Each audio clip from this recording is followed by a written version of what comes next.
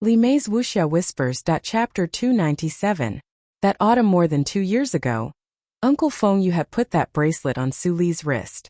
From then on many strange things had happened to him. He had swapped out the chip on the back of his neck. He had entered the black dream while unconscious, and in the dream he had seen that great and terrifying existence. That existence had not erased his existence, but had instead been silently watching over him. Furthermore, at the crucial moment when he was fighting for the laboratory data, he had helped him. The Federal Central Computer, which had distributed the glory of the Charter, had once injected countless complex and advanced blueprints into his brain in order to awaken him from his coma. It was also by relying on these blueprints that Su Lu had been able to enter the Shell Motor Company, and had played an important role in the Federation's development of the new MX mecha. Su Lu had asked himself countless times, why would such a bizarre encounter that only appeared in novels, a storyline that no one had ever imagined, happen to him? At first he had been terrified, worried that the Federal Central Computer would recognize his identity as a fugitive and kill him at every moment. Later on, he had become numb and lost, and had some thoughts of throwing caution to the wind. His courage and directness in dealing with the things and people around him probably had something to do with this absolute sense of insecurity. After that, he had gotten used to the black dream that had appeared in his mind. That extremely polite old thing had spoken in a flat tone, and he had vaguely caught on to something. For some unknown reason, the cornerstone of the Federation's society, the glory of the Charter, which had spread throughout the universe, did not seem to want him to die. At least he could not die now. Therefore, before he had come to S2 to do the most important thing in his life, he had mustered up the courage to initiate contact with the other end of the black dream. The other end of the black dream had reacted to him, but there had been no results. It was not until he had entered the interior of the Golden Foundation building, running for his life amidst the hail of bullets, that the great existence had once again appeared in his mind, in front of his eyes by his side, and the moment it had appeared, it had given him endless shock. The architectural blueprints that appeared in Su Li's eyes did not shock him. The database of the Federation's central computer contained all the details of this world. Furthermore, he had long been used to the scene in front of his eyes. The more complicated architectural designs in the past also abruptly appeared in front of his eyes like this. Now, he naturally understood that this was not because he had epilepsy, nor was it because the bioelectric current in the chip behind his neck was disrupted. Instead, it was because the omnipotent central computer of the Federation was inputting data to him. What shocked him was the light spots in the blueprints, as well as the long series of citizen numbers on the light spots. Each light spot represented a person in the building. If one focused on the light spots would become clearer, revealing the outline of the human body. One could clearly see the location of the person and their movements. From this detail, it could be determined that not only did the Federal Central Computer use the chip to locate the specific location of everyone in the room, but it also directly used the highest authority to take over the Golden Foundation's internal monitoring network. What did this mean?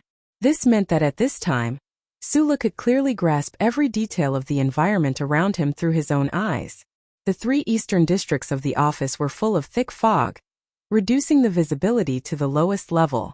Li Mei's Wuxia whispers that even if he used the infrared thermal imaging device equipped by the military, he was afraid that it would not be able to quickly distinguish between friend and foe. At this time, the blueprints in his eyes that could change at will, and the light spots that represented the enemy seemed to have given him a pair of eyes that could see through the fog, even the walls and camouflage. In the world of the Federation, no one could escape the glory of the Charter. At this time, the glory of the Charter bathed Su Li's body.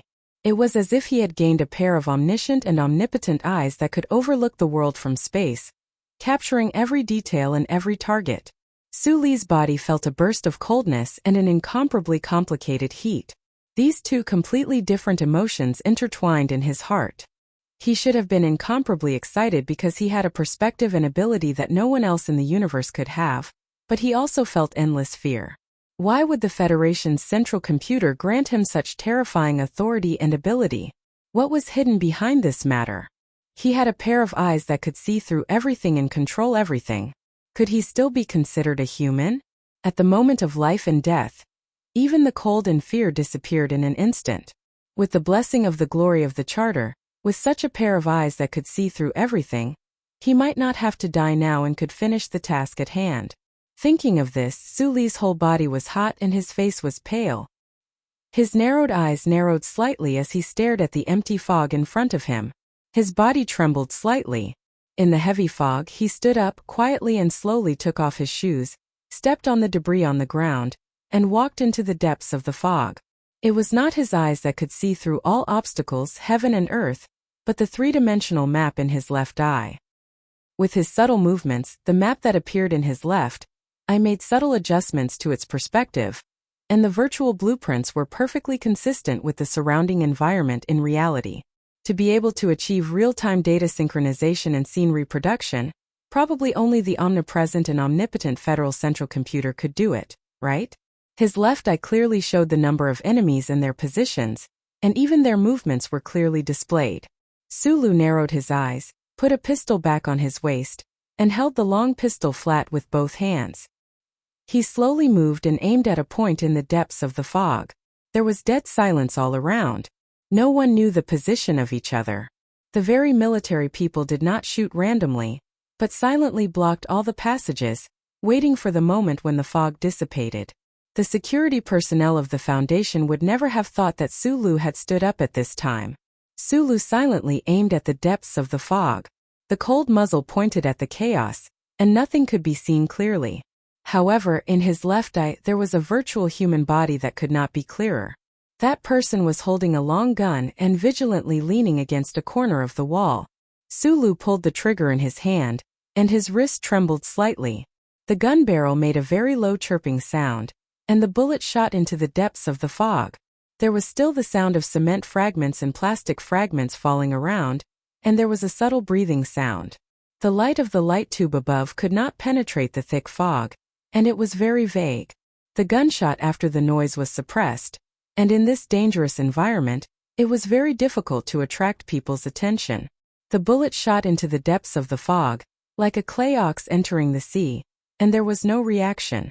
Sulu narrowed his eyes, but from the light in his left eyelid, he could clearly see that the person's forehead had been hit with a warm color. He leaned against the wall with his head tilted and did not move at all. He should be dead. He died silently, and only the row of citizen numbers above his head gradually dissipated and went with the wind. Su Li's pupils shrunk helplessly. In this situation he actually felt a sense of helplessness. It had to be said that it was a very strange thing. He did not have any further reaction to the unreal feeling that was similar to a game. Instead, he relied on his strong and thick nerves to silently and slowly turn around again. He pointed the muzzle at another direction in the depths of the fog. He silently pulled the trigger again, and another life quietly left the depths of the fog. The fog could last for about 2 minutes, and there were still more than 20 militants hidden in the 3 eastern districts. The thick white fog looked like beautiful white clouds floating on the mountainside. It covered the top of the autumn forest and the living creatures in the forest. The clouds, the fog, and the sky could no longer cover Su Li's eyes. He walked into the depths of the fog without making a single sound. He was like a barefoot shepherd boy walking among the white clouds in the mountains. However, this shepherd boy did not harvest grass or feed cows. He harvested lives for the sake of stubbornly moving forward. This was a completely unequal and unfair one-sided killing. After losing Bai Yulan's instructions through the earpiece, Su Lu became a blind man. Under the tracking of the Golden Foundation's internal surveillance network, he was in a very sorry state and even miserable state as he constantly fled. He was like a mouse caught by countless stray cats. No matter how he struggled, he would still end up dead in the end. But at this time his eyes saw light again, and what he saw was great light. He could see everything around him, but nothing around him could see his true appearance. In the cloud-like fog he walked barefoot. Every time he stepped on the ground, he was extremely careful and did not make the slightest sound. Even if he stepped on a few sharp fragments and blood began to flow from the soles of his feet, he only frowned slightly and did not have the slightest reaction. The 2 gunshot wounds on his legs also affected his speed and pace. Relying on his superhuman muscle strength and control, he dragged his injured leg and silently and valiantly walked into the depths of the fog. He raised his gun and looked straight ahead, silently firing, and killed the enemies hidden in the fog in the corners and next to the file cabinets one by one. After Sulu shot and killed 6 people, the rest of the people in the 3 eastern districts finally felt a trace of strangeness and a chill from the depths of their hearts. They did not know that many of their companions had quietly died, but the faint smell of blood that was faintly getting stronger and stronger, the occasional sound of touching, and the occasional soft chirping from time to time made them faintly guess what was going on. The highly trained militants and the special task force agents, who were responsible for the security of VIPs, realized that there was a huge problem with the situation at the scene almost at the same time. Almost at the same time, they could no longer bear the feeling of impending death in the silence. They chose the most dangerous, but also the most courageous and most effective method. After confirming each other's positions briefly with the internal communication device, the gunshots in the 3 eastern districts exploded in an instant. Dense bullets once again flew in the air, weaving into countless firepower nets that shrouded the entire area. After the silence was broken, there were muffled grunts, screams, and hurried calls. This place became a noisy and dangerous battlefield. They no longer cared about whether or not they would cause serious injuries. They only hoped that with their lives, they could take down the terrifying intruder hidden in the fog. In just a moment, several armed militants were killed or injured by their own gunfire. Just before the gunfire erupted again, Sulu lowered his body and advanced through the omniscient and omnipotent vision of his left eye. He dragged his heavily injured leg and quickly made his way to the left side of the fog. He was sure that there were no enemies here and there was a safe here. He shrank his body behind the safe and held the gun with his head down. He listened to the whistling sound of bullets in the air in front of him and felt the environment around him where hard objects were scattered. He maintained absolute silence. The great light in his left eye could see the figures who raised their guns and fired into the fog. He could see where they were aiming, so in this chaotic and dangerous shooting he was not hit. However, there were still a few high-speed bullets that swept in front of him, splashing the carpet fragments on the ground and the cement debris under the carpet, making crackling sounds. After silently counting 10 seconds, Sulu raised his head that had been buried deep in his arms. He narrowed his eyes and aimed at a certain spot in the fog in front of him. He held the long case pistol with both hands to maintain absolute stability. Control the entrance of the passage. Give feedback on the situation. A cold voice came from the fog. The owner of the voice hid his body behind the fog in the desk, extremely cautious. Sulu narrowed his eyes and aimed at that spot. That spot was covered in fog, but his left eye had already seen through the smoke and the partition of the desk, accurately capturing the location of the other party. He gently pulled the trigger, and the bullet penetrated the smoke in the partition, accurately hitting the person's throat. Blood burst out of the person's throat, but Sulu only saw a warm color in a certain area with his left eye. The 3 eastern districts once again fell into a dead silence. The people's breathing became heavy, and they no longer deliberately suppressed it. This was because they found that no matter how they hid, it seemed that the intruder could find their location and kill them. In this dead silence, Sulu quietly moved toward one of the 2 exits under the cover of the fog. What the hell? In the temporary security command center in the auxiliary building of the Cultural and Arts Center, the captain of the Special Task Force of the Federation stared at the surveillance screen with a pale face, his tightly clenched fists trembling slightly.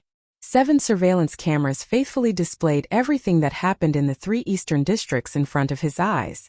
The problem was that all he could see at this time was only smoke. He could only hear the gunshots in the smoke and the sounds of all the combatants on his side dying. After all, the Peace Foundation was not a federal military base, and the Federation government would not give the building the authority to install a thermal imaging system. Even if there was, this member of the Special Task Force knew that at most he could see vague red and yellow figures in the smoke, but he could not distinguish between friend and foe. How did the intruder do it?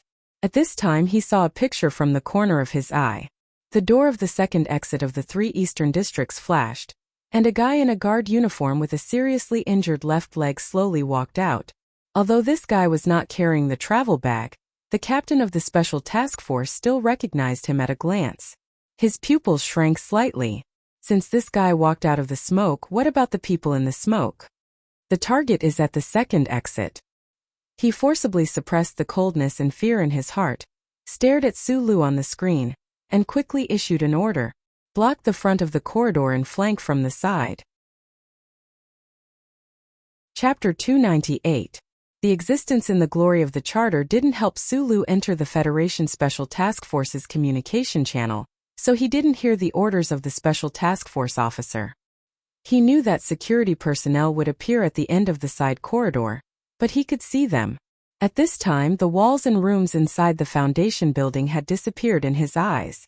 His left eye saw rows of virtual three-dimensional images. He could see the enemies running wildly behind the walls. Those figures condensed from light spots were turning back from behind the walls, trying to kill him from the side. Sulu turned around and raised his gun, aiming at the side exit in advance. The running speed of the people behind the walls made it easy for him to calculate when they would appear. 3, 2, 1. He pulled the trigger in his hand. The moment the 3 enemies appeared at the end of the corridor, the bullets arrived. 3 flowers of blood bloomed, and the 3 people's bodies leaned back violently and fell heavily to the ground. After doing this thing that shouldn't be possible for humans, Sulu dragged his seriously injured leg and walked forward. If he were an ordinary person with 2 bullets in the leg, he would have been unable to move long ago. But he was not an ordinary person, and the scene that happened before proved this. He just lowered his head, changed the magazine, and prepared for the next shot like a ghost. Walking through the dark corridor, he couldn't feel hesitant. Even if he had an indescribable feeling of confusion and fear about what happened to him, he was as careless and determined as ever. The moment he lowered his head and walked, he found that the road under his feet was more difficult than before, but also more comfortable. At this time, there was nothing that could stop his strong desire to finish this thing. He raised his hand and fired at will in the corridor, and the bullets were unrestrained, shooting down the people in front of him one by one. He walked straight forward without any worries. The world of freedom in his heart was not clear and lofty, but it was extraordinarily firm, blooming like a blood-colored flower that would never wither. In the 4 States Peace Foundation building, who knew how many blood-colored flowers bloomed? Sulu, dragging his injured leg, killed a bloody path and came to the outside of the room with the door closed. The image in his left eye flashed slightly, and it showed that there were 3 people in the room. One of them had just stood up from the sofa, and the citizen number above that person's head started with SLB looked very familiar. Although the Federation strictly protected the privacy of its citizens, this citizen number was no secret to Sulu. SL represented the Upper Forest region, while B represented S2. This person was Macklin. He was still in the room.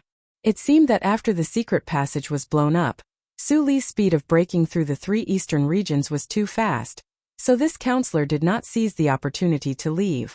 What a fool! Sulu sniffled and licked his dry lips. He raised the pistol in his hand and rested it on his wrist. He aimed behind the door and gently knocked on it. He stood in a very good position. He knew what the people behind the door were doing, and he also knew that there were still some security personnel who were trying to save Macklin's life. So he knocked on the door.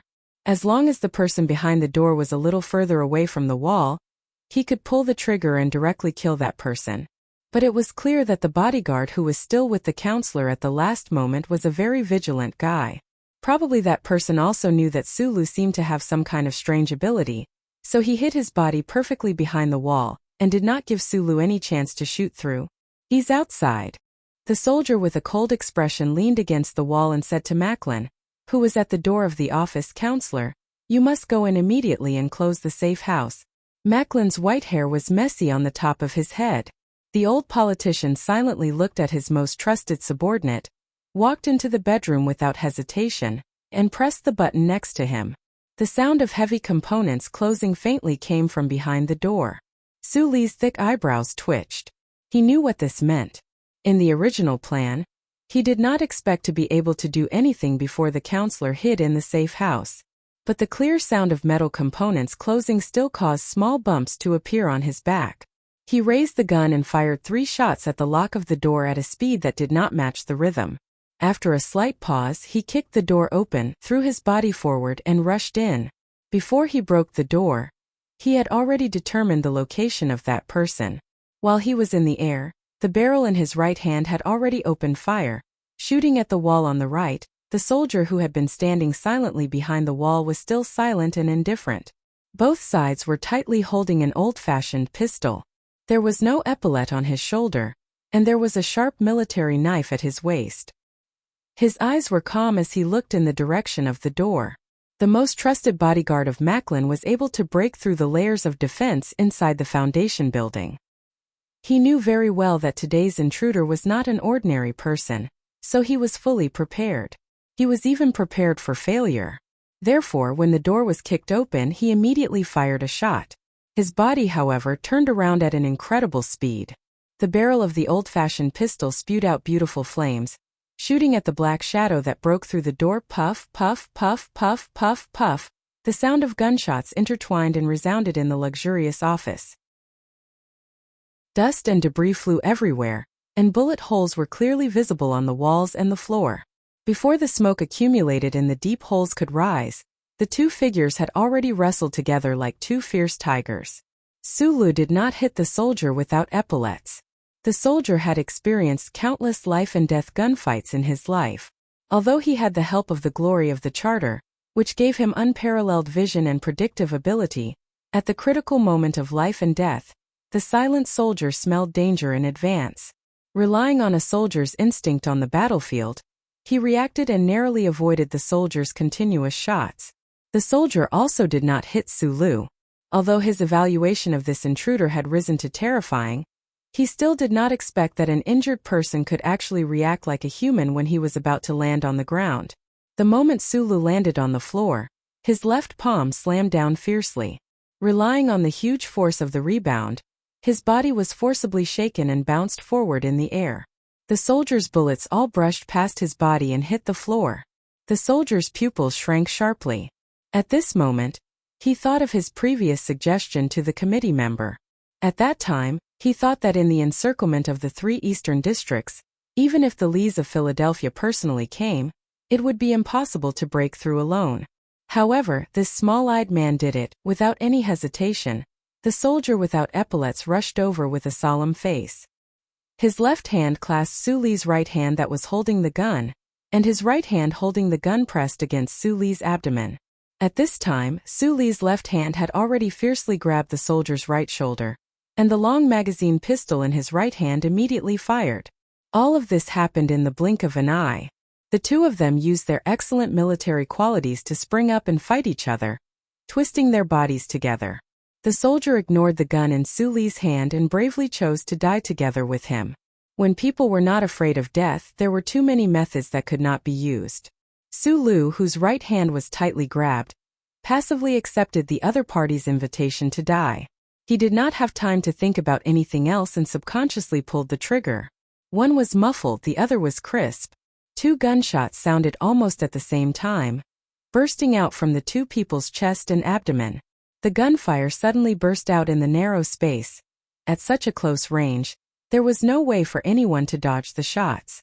It was as if there were 2 very strong ropes tied around the waists of Sulu and the soldier. The air in the office instantly froze, and the two people's bodies suddenly stopped. Then they were hit by the huge impact of the bullet, and were pushed back rapidly. The bullet hit the hard ceramic bulletproof vest, and it was unknown if it had penetrated it. The pale-faced Sulu did not care about that. He even suppressed the huge pain in that area, and the urge to vomit blood that was beginning to accumulate in his chest. The moment he fell, his right foot hooked the soldier's ankle, and he forcefully bounced up again. He fiercely used his knee to hit the soldier's knee. With a cracking sound, the soldier's knee broke. But the soldier's eyes lit up. He did not care about Suli's violent and ruthless hand skills in a small area. His left hand shot out like lightning and firmly gripped the back of Suli's neck. The barrel of his right hand was slanted upwards, pointing at the soldier's chin. Both parties were extremely cautious in wearing bulletproof vests. At the beginning, the violent shooting at each other at close range could not completely knock them down. But at such a close range, if someone were to shoot at the neck, no one would be able to survive. At this time, Sulu had already dropped the gun in his hand. There were no more bullets in the gun. He used the bend of his elbow to hit the soldier's collarbone. At the same time, he used the fastest speed to pull out the military knife that he had not used before, The all-black long-case pistol fell on the floor with a bang. The two people who were tangled together in a dangerous situation also fell heavily to the ground. Like a flash of light, Sulu roared. His right hand tightly gripped the military knife and viciously stabbed at the soldier's heart from above. The soldier used his uninjured right leg to hold Su Li's body tightly. The muzzle of his right hand was in an extremely narrow range, pointing at the soldier's chin. A flash of light flashed in his eyes. It was the reflection of the military knife. He was not afraid at all. Because he was wearing a soft pottery bulletproof vest, it was enough to withstand the explosive strike of such a sharp cold weapon. Even if it could not block it, so what? If I die, you will die too. The soldier without the epaulets was very willing to use his own life to exchange for the other's life. After the flash of light in his eyes, there was a look of determination and relief. The sharp military knife pierced through the soldier's uniform and opened a small hole in the soft pottery bulletproof vest. It encountered an extremely strong resistance. It was like a bamboo pole that was stuck in a quagmire that was about to freeze in the winter. It was difficult to move forward, but it also could not be pulled out. The soldier's finger was already ready to pull the trigger. He was ready to see the flash of gunfire in front of his eyes and smash the head of the silent, small-eyed man into pieces. Su Li's eyes were especially bright at this moment. They were squinting like the crescent moon. The sound of electric current was heard. The blue arc flashed at the front of the military knife. A look of disbelief flashed in the soldier's eyes. His finger on the cold trigger kept trembling, but he could not press it down no matter what. At the same time, his body began to tremble violently. A faint burnt smell filled the room. The valiant professional soldier, Su Lu, who had powerful abilities, did not faint from the electric current. After a moment, the two people gradually regained control of their bodies. At this most critical moment, Su Li's face was abnormally pale. His eyes were abnormally bright. He extracted all of the strength in his body and transferred it to his limbs. He forced half of his body to stretch out. He used his elbow to remove the gun barrel that was pressed against his chin. His left hand pressed on his right wrist. Ah! He let out a fierce shout as he stared at the unfamiliar face of the soldier below him. He exerted all the strength in his body, transferring it from his hands to the sharp military knife in his hand. The military knife slowly broke through the soft pottery bulletproof vest. Sank down bit by bit. It pierced the skin, pierced the flesh, slid past the ribs, pierced the joints, and slowly pierced into the smooth surface of the heart. The soldier without epaulets stared at the young man's face in front of him. He opened his mouth and wanted to make some sound, but could only make these unconscious sounds. He felt like there was a huge mountain pressing on his body. He felt like his sternum was all broken. He also felt like there was a fine needle gently pricking his skin. With a poochie sound, all the sharp military thorns pierced into his heart. The soldier's body trembled violently. Sulu lowered his head and pressed on the soldier's body, desperately suppressing the tremors. In the end, there was no more reaction. This soldier had followed Chairman Macklin for 20 years, from Green Dragon Mountain all the way to South Kajo. He had killed countless people for the sake of the great cause of the committee. Although he didn't have epaulets, he was undoubtedly an absolute powerhouse on the battlefield. But today, when facing this small-eyed man, he did not expect that the military knife would have an electric current. He did not expect that the other party could have such terrifying strength to be able to pierce the bulletproof vest with the military knife. So he died. He died very thoroughly. Sulu struggled to get up.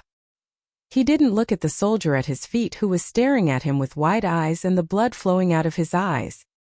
He just clutched his chest and dragged his heavily injured body into the office. On the way, he saw the secretary in the confidential room who was holding his head and trembling. He directly knocked him out. Walking into the luxurious bedroom and past the bathroom, Sulu narrowed his eyes and arrived at his destination today. This was a glass door that looked very weak. He lowered his head and greedily breathed in a few breaths of fresh air. Then he pulled out the pistol in his hand, aimed at the glass door, and pulled the trigger repeatedly. Bang bang bang bang bang. 17 bullets rapidly shot out, leaving a circle mark on the glass door. However, the glass door did not shatter. After killing so many people and bleeding so much blood, he finally saw his target, that grizzled-haired and solemn-looking Senator Macklin. At this time, the senator was sitting on a chair in the safe house with a calm face. He looked at him outside the glass door, his eyes showing pity and ridicule. Chapter 299. Despite the distance in the universe and the obstacles of thousands of mountains and rivers, Sulu did not hesitate to kill his way over. In the end, at the last moment, he was blocked by a glass door that looked very thin and brittle. That last step. Heaven and earth could not block his eyes. The glass door in front of him was extremely clear, but it cast a layer of haze over his heart. The continuous shots left clear marks on the smooth glass door, but the glass door did not show any signs of shattering. He did not know what material it was made of, but it was so sturdy. Sulu and Macklin looked at each other calmly through the glass. This was the first time they had met in person, but the moment they saw each other they were going to fight to the death. This was a safe house. In the official residences of the real political leaders of the Federation, they would often design such a place of last resort. However, most of the safe houses were mainly designed with high-strength alloys. Very few people would use transparent polymeric materials. Did this mean that the owner of this safe house had some kind of psychological abnormality? It was said that there was such a safe house in the White President's official residence in the Capital Special District. That safe house had an independent life support system and extremely strong defensive capabilities. It could directly resist the shots of battleships' main cannons outside the atmosphere or nearby super-strong explosions. It could also ensure that the president, who was hiding in the safe house, could live alone and safely for 7 days. Senator Macklin's safe house inside the Foundation building should not be more powerful than that one. However, without powerful heavy firepower, an ordinary assassin would never be able to take a step forward. Sulu had just arrived in front of Councilman Macklin after crossing mountains, rivers, and corpses. Was she going to be stopped by this layer of glass? This was the first time he saw Macklin in reality, but at this time, he did not look at the old statesman's demeanor or the last scene behind the glass. He just glanced at him and walked to the side of the glass door, stabbing the bayonet into the wallpaper. With a click, Sulu pried open the safe house's assembly control system. His blood-stained hands started to move, quickly separating the data cable from the power cable in the box and then connecting them. He was so focused that he did not hear the gunshots that were getting louder and louder from behind the building. Macklin, who was behind the glass door, narrowed his eyes slowly. He did not know the killer outside, but he was very familiar with the young man's face. He was the nobody named Sulu. Although you are a genius engineer, don't expect to be able to open the safe house from the outside. His voice came out from the communication system in the corner of the safe house. His voice was slightly distorted. Okay. Sulu did not pay attention to what he was saying and continued to focus on his work. He had obtained enough information from Green Dragon Mountain in advance to enter the Golden Foundation building single-handedly. Naturally, he would not forget this safe house. Although the speed of his advance was much slower than he had planned, allowing Macklin to successfully hide, Sulu did not feel any despair or resentment in his heart. He had already made sufficient preparations. I've always been very curious about who would come to kill me, but I really did not expect that it would be you alone. Behind the glass door, Senator Macklin gently stroked a pen in his hand and sighed. He did not know how many life and death struggles he had experienced in his life, whether it was the expedition against the Empire, the internal purge of the anti-government forces in Green Dragon Mountain, or the guerrilla warfare in the mountains later. If it were not for some kind of providence protecting him, he believed that he would have died long ago. Sulu, who was outside the glass door, did not pay attention to him. He was still busy with his own work. Macklin narrowed his eyes as he watched this scene. He actually felt some appreciation for this extremely calm guy. Of course, it was more of a faint uneasiness and anger. Today, S1 was holding a presidential inauguration ceremony. As a politician without any family background, Macklin had spent most of his life taking a circuitous path in order to be able to ascend to the position of vice president. Yes, vice president. Because the vice president was also the chairman of the Federation Management Committee, only the Federation Management Committee could truly get close to the mysterious Bureau of Proclamation. Macklin narrowed his eyes. At this moment he thought of many things that had happened many years ago. If he had not gone to Bermuda, perhaps he would still be a hot-blooded and upright veteran in the eyes of the Federation people.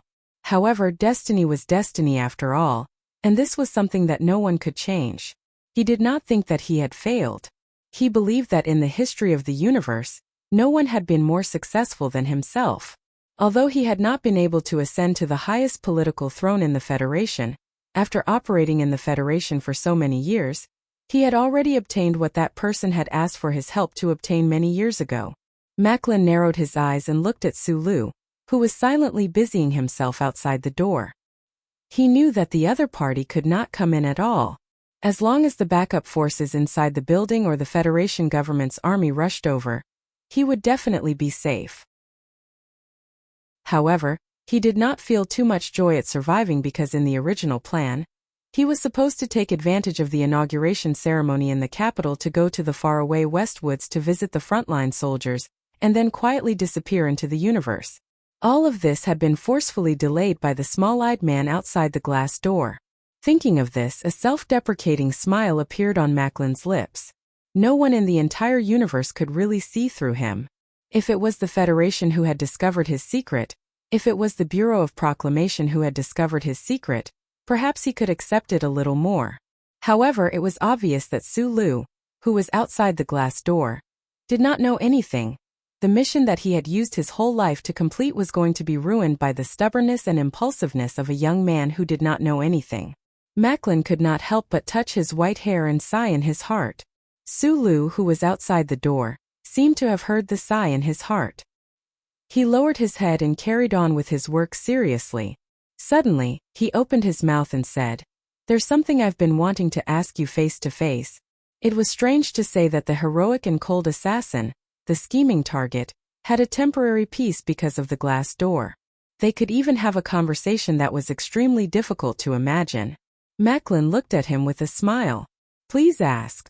Sulu lowered his head and quickly answered.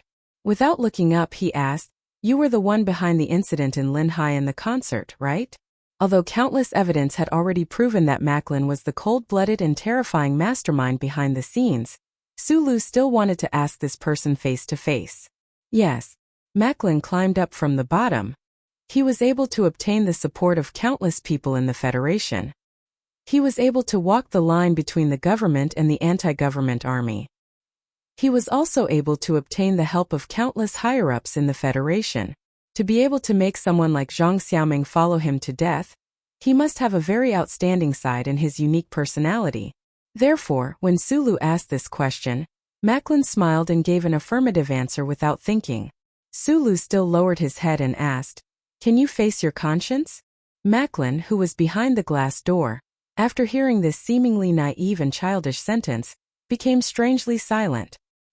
He thought of the factory and the companions he grew up in since he was a child.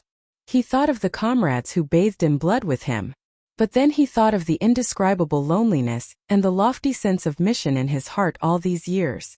He was surrounded by others. What an unbearable life this was. Conscience is when we realize the existence of the moral court in our hearts. Look at the planet under your feet. It's still rotating. Macklin's slightly inflected voice came from beside the glass door. What I do is in accordance with the moral court in my heart. Hearing this sentence, Sulu did not say anything. He silently completed the connection of the safe house's assembly system. He raised his wrist and said softly to his watch, "Can you hear me?" Cracking the safe house's password required a powerful computing platform. In the plan, this task should have belonged to the high-level workbench at the mountaintop, and the person operating the workbench should have been Magnolia. Secretary Bai's soft but reassuring voice did not come through the earpiece. Suli's heart gradually turned cold. During the later part of the assault, Magnolia at the mountaintop disappeared. He did not think that Secretary Bai had betrayed him at the most critical moment, because Magnolia had an excellent opportunity to do so. Sulu was only worried that something might have happened to Magnolia at the mountaintop. His voice trembled slightly as he spoke excitedly. This black-clothed middle-aged man had come to Lin Banshan's side with Zhang Xiaohua. Lin Banshan trusted this partner very much. He knew that his partner's subordinates loved to cruelly extort confessions, but the result of today's extortion made even him feel excited and nervous. Lin Banshan thought of the answer that was about to be revealed, and his eyes narrowed slightly. The middle-aged man in black lowered his voice and said faintly, "The other person in the video was the Empire's Prince Norton." Even though he was mentally prepared, even though Lin Banshan was probably the first powerful figure in the Federation to suspect Macklin, when he heard this name and confirmed the answer to the riddle he had been painstakingly searching for a long time, his mountain-like body couldn't help but tremble slightly. Prince Norton, the current emperor of the Empire. The information connection with the Bureau of Proclamation had been completed, and all the staff in the secret room had left, including the middle-aged man in black.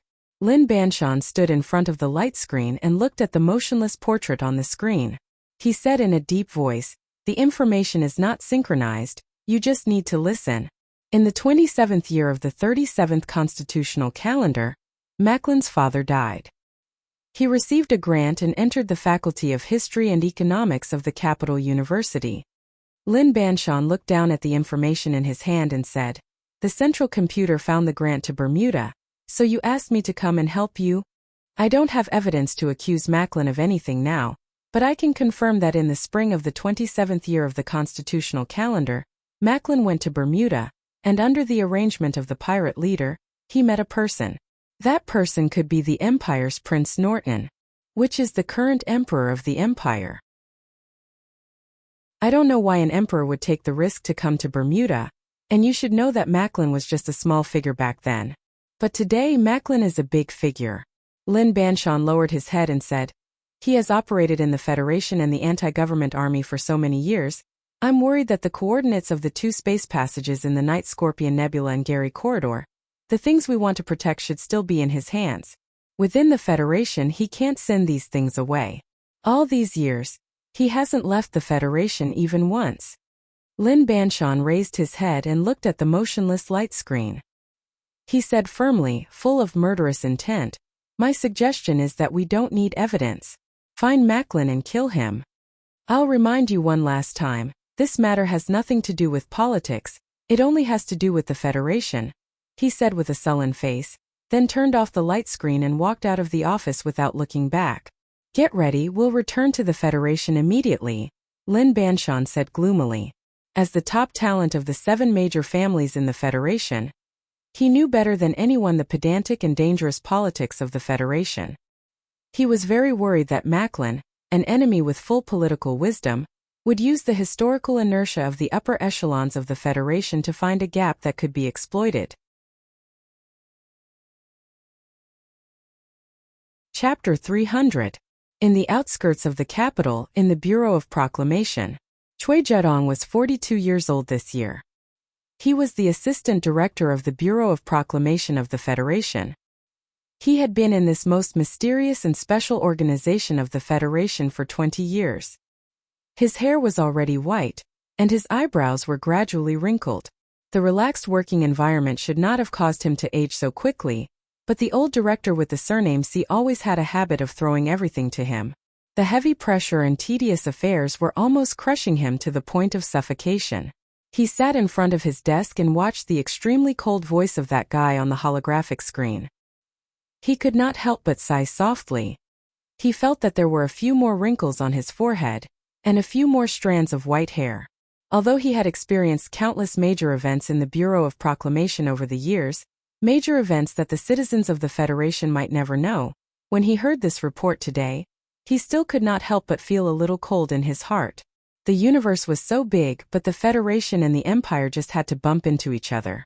It was probably the will of the Creator to let the two carbon-based life societies that were similar to each other violently begin to collide with each other before they were mentally prepared. Philosophers and anthropologists had always been trying to find the biological blood relationship between the humans of the Federation and the humans of the Empire. They had even pointed their suspicious gazes at the barbaric era countless years ago. Most scholars had already come to a consensus, but they had not found evidence for the time being. They believed that the human society that suddenly encountered the Federation nearly 100 years ago should be a branch of the Federation back then. Otherwise, there was no way to explain the sudden appearance of an empire in the universe. The life forms in this empire were not like the aliens in the movies who had 8 legs, a natural insect shell, and could constantly spit out acid.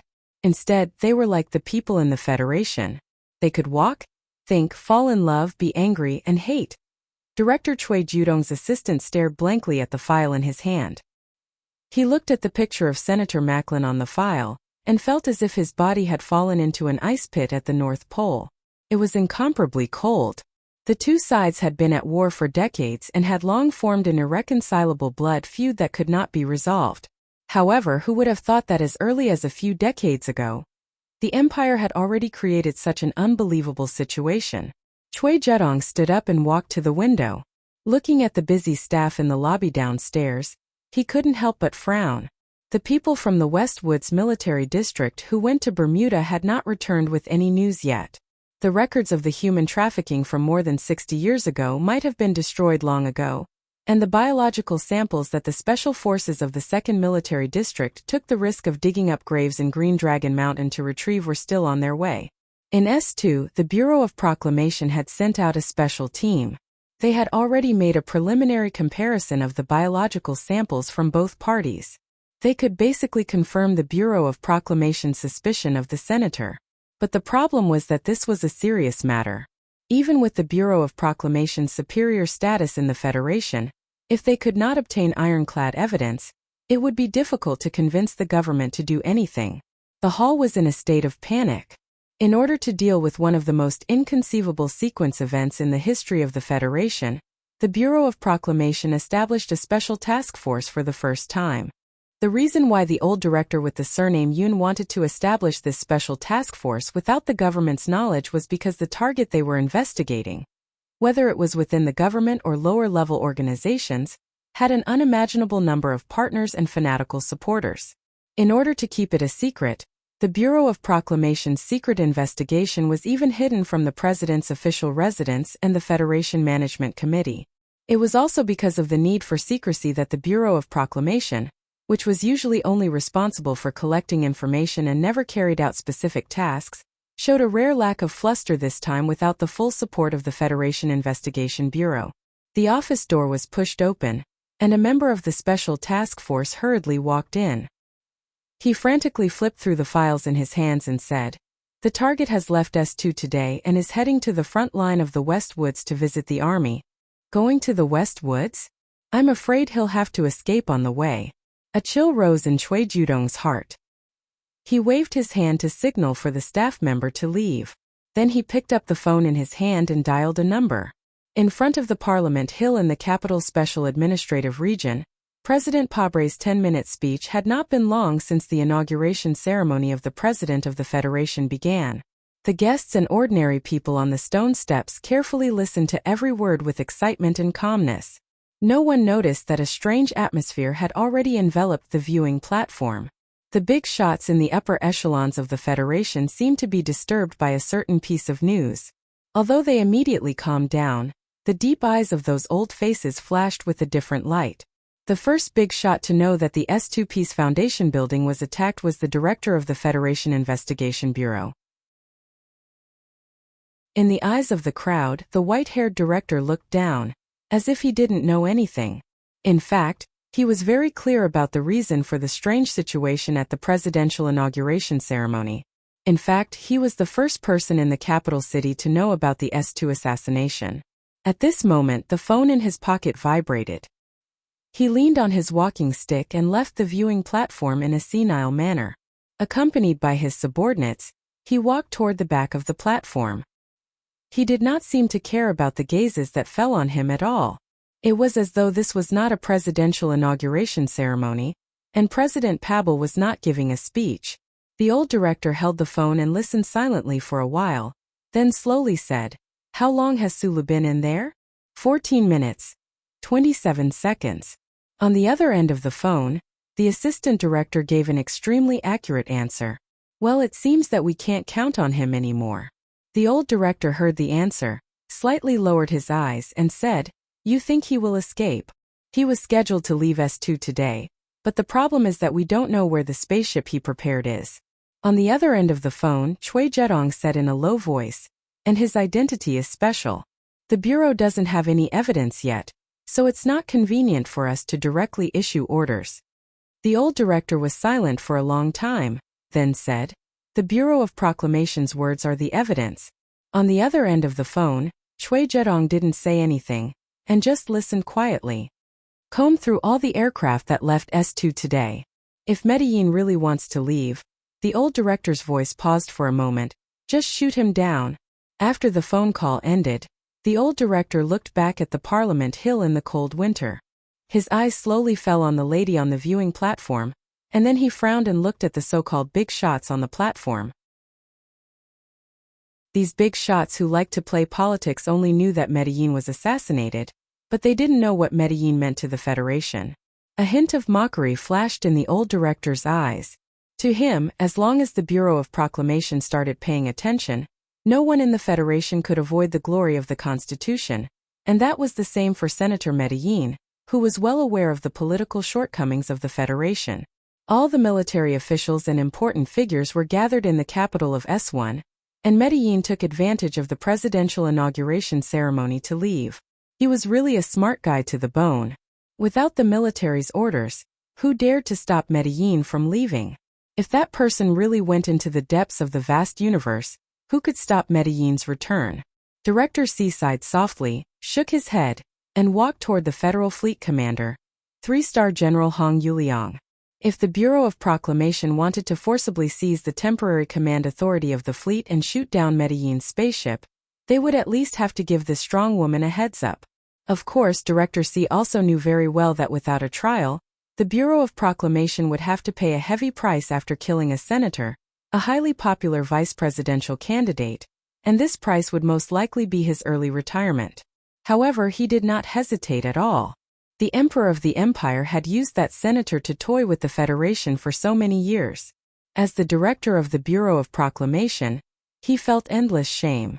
If he could still let Medellin leave alive today, he might as well commit suicide. The Federation's 2nd Military Region, Oak State Garrison Headquarters. The Golden Foundation building is calling for the 3rd time, requesting emergency support. The enemy's attack speed is too fast, and they have a lot of firepower. A first lieutenant staff officer quickly ran behind the garrison commander and said with an unpleasant expression, "Commander, should we send a combat team over?" "Send my ass." The garrison commander did not pay attention to his subordinate's urgent request at all. His eyes were slightly red as he stared at the holographic map on the light screen. Looking at the clear heat traces on the map, looking at the flashing analysis numbers beside them, and then listening to the incredibly noisy voices of the staff officers on the other side, he vented all the emotions in his heart. He turned around and glared fiercely at the staff officer, saying, "The Green Dragon Mountain Army has been fully mobilized, and the entire military region is preparing for defense. You want me to send people to protect a bullshit senator at this time? Do you want me to go to military court?" The staff officer had nothing to say in response. In the early hours of this morning, the Green Dragon Mountain Anti-Government Army, which had not made any major military movements in the past few years, suddenly acted out of the norm and sent out 4 armies. Following the winding mountain paths in the mountains, they marched out of the mountains with an extremely threatening aura. Although the anti-government army's military movement had not yet broken through the actual control line of both sides, this kind of high-pressure situation made the federal army stationed around the 4 states feel an unprecedented pressure. Was the war really going to start? At this critical moment, the news of the Golden Foundation building being attacked was selectively forgotten by all the officers of the Federation's 2nd Military Region. There were priorities, and with the war imminent, who would pay attention to this kind of thing? For the people of the 2nd Military Region, it was better for an old wolf like Macklin, raised by the anti-government army, to die as soon as possible. The sudden attack of the anti-government army just happened to give them an excuse to feel at ease. It was because of the Green Dragon Mountain Anti-Government Army's sudden combat readiness that the 2nd Military Region, which was currently under a rain of bullets, had no intention of going to provide support even though it had been almost 20 minutes since the attack. What are these wolves in the mountains trying to do? The garrison commander stared coldly at the increasing number of red dots on the map. His heart was extremely cold. His immediate superior, the commander of the 2nd Military Region, was attending the presidential inauguration ceremony in the capital today, but at this time, the Green Dragon Mountain anti-government army suddenly came out in full force. This situation was very suspicious. A huge explosion resounded in the mountains somewhere in the 4 states. This was not the front line of the battle between the government army and the anti-government army, but an abandoned factory that no one paid attention to. Reporting, mission successful. An anti-government army soldier wearing a camouflage uniform came to the forest and said to the middle-aged man wearing a straw hat in a deep voice. He smiled and patted the shoulder of the subordinate, then turned around to look at the place where the smoke rose. At this time, the comrades in the mountains should have already assumed a full-scale attack posture. Under such a high-pressure situation, the 2nd Military Region probably would not notice Macklin's movement. There was a temporary spaceship landing base in the abandoned factory. The escape route that Macklin had prepared should be here. He looked at the smoke and thought about how he met and fought with Macklin in this life. His heart became slightly cold. Although he was known as the most famous intelligence leader of the 37 constitutions, he was not an organization like the Federation's Bureau of Proclamation, so he did not know Macklin's true identity. He could not understand why Macklin was in such a hurry to leave. But since he had found this out, he made his own response. He and Macklin had fought for many years, and in the end he did not know who won and who lost. But at least today, he cut off Macklin's support from the government, and cut off Macklin's escape route. He had done everything he could. On the mountaintop southwest of the Peace Foundation building, a black workbench was lonely among the fallen leaves. There were a few corpses around it, and blood flowed slowly along the red leaves. The delicate man who was supposed to be guarding the workbench and providing technical support to Sulu had disappeared without a trace. No one knew where he went inside the Peace Foundation building. Many people had died, but some were still alive. The sound of bullets whistling through the air was intermittent, but it never stopped. The bullet marks and debris on the walls of the building fully proved how tragic the story had been from the beginning to the present. From time to time there was a dull sound. Some walls were penetrated, and some were blown to pieces. Amidst the blood and smoke, the hearts of the security personnel in the building were about to freeze. They didn't know who the second intruder was. Although this person might not be as unpredictable as the previous one, the absolute professional military accomplishment and the terrible weapon in his hand were like a black wall of death, blocking in front of them.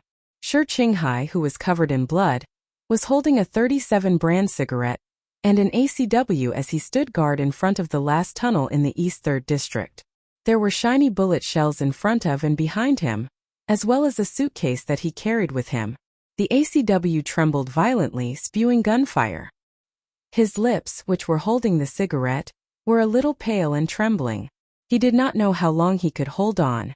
He could only clearly feel that his blood was flowing out of the bullet holes. There were more dense bullet marks on the glass door, but the high-hardness material did not show any signs of breaking. In the middle of the circle of bullet marks that was hit by Sulu, there were 3 neat lines. It was like a circle with the big word "people" written in the middle. Senator Macklin, whose hair was messy, squinted his eyes and stared at Sulu outside the glass door through the slight bullet marks. Until now, he still firmly believed that as long as he stayed in the safe house for a while, the forces loyal to him would come to his aid. Even if all the people loyal to him died, the Federation government would not just stand by and watch him die. The commotion caused by his death would cause the 2nd Military Region to come to his rescue. As long as he left the Peace Foundation building, he would be able to rush to the unknown base, take the spaceship and leave S2.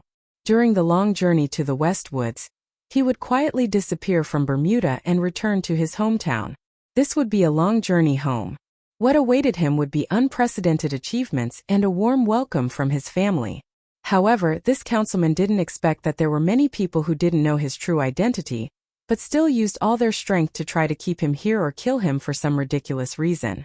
For example, Shi Qinghai, who was fighting a bloody battle outside the room, or Sulu, who was outside the glass door. Even if he could leave the building, he could not leave S2. Even if he left S2, what awaited him would be the Bureau of Proclamation's ruthless authority and the gunfire from the space fleet. Of course, if it was not for Sulu silently killing his way in today, perhaps before the Bureau of Proclamation could take action, Macklin would have already disappeared into the vast universe. The glass door did not shatter. Sulu lowered his head, but he was not disappointed. He took out a nutrition bar and ate it in big bites. Then, he sat down in the open space in front of the glass door and closed his eyes as if he was about to fall asleep. Macklin narrowed his eyes as he watched his strange actions. A strong sense of uneasiness grew in his heart, but he did not know where this uneasiness came from. Suddenly, he understood. His uneasiness came from his opponent's calmness. The young man outside the door had always maintained an absolute calmness, and this calmness was rather frightening. Macklin gently turned the pen in his hand, his pupils constricting slightly. There was something very important hidden in the pen. It contained the specific data of the 2 channels of the Night Scorpion Nebula and the Gary Corridor, as well as an extremely fine chip. If it were not for the election failure, perhaps he would not have thought of going home. However, he had already obtained enough valuable information. He should be able to go home with confidence. At this moment, Macklin's homesickness overwhelmed his fear of the current situation. Macklin had previously told Sulu through the door that although he was a genius engineer, he would not be able to open this security door. Sulu, who was sitting on the ground, opened his eyes at this moment. He looked at the senator behind the door and said, "I'm very good at physics." As soon as he finished speaking, his body began to tremble violently. His face was pale, but his eyes were exceptionally bright. He took a step forward, roared, and transferred all the energy in his body to his right arm in an instant. Then he punched out like lightning. There was no need for tools. Humans were the best machines. Sulu only believed in his own fists. This punch happened to hit the point where the bullet marks converged, right in the middle of the character human. With a muffled sound, it seemed as if the entire room began to tremble.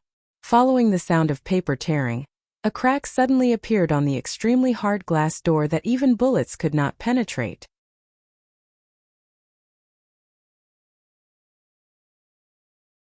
Chapter 301. After following Professor Shinyulin for many days, Suli's theoretical physics was still his shortcoming. However, as an engineer with rich practical experience, his understanding and application of the non-elastic Hawk's law was not something an ordinary person could compare to. The connecting assembly system made the outer transparent material of the safe house sturdier. Bullets were used to forcibly draw a balanced line on the surface of the safe house. Finally, gravity was applied to the connecting part. Only then could one strike succeed. It was not difficult to have the theory and dare to put it into practice. The key was to have the means and ability to implement it and smash the evil safe house. The most important thing was Suli's last punch. This punch was too fierce and too heavy. It was like a large steel ball hanging from a heavy dismantling machine, whizzing over. No matter how sturdy the design of the safe house was, it probably never occurred to them that a person's body could explode with the power of such a heavy machine. Therefore, in front of Suli's fist, the transparent glass door cracked open. The white crack spread out like a spider web. Then it shattered into a messy postmodern image. In the end, it shattered into countless pieces of brittle glass and fell to the ground.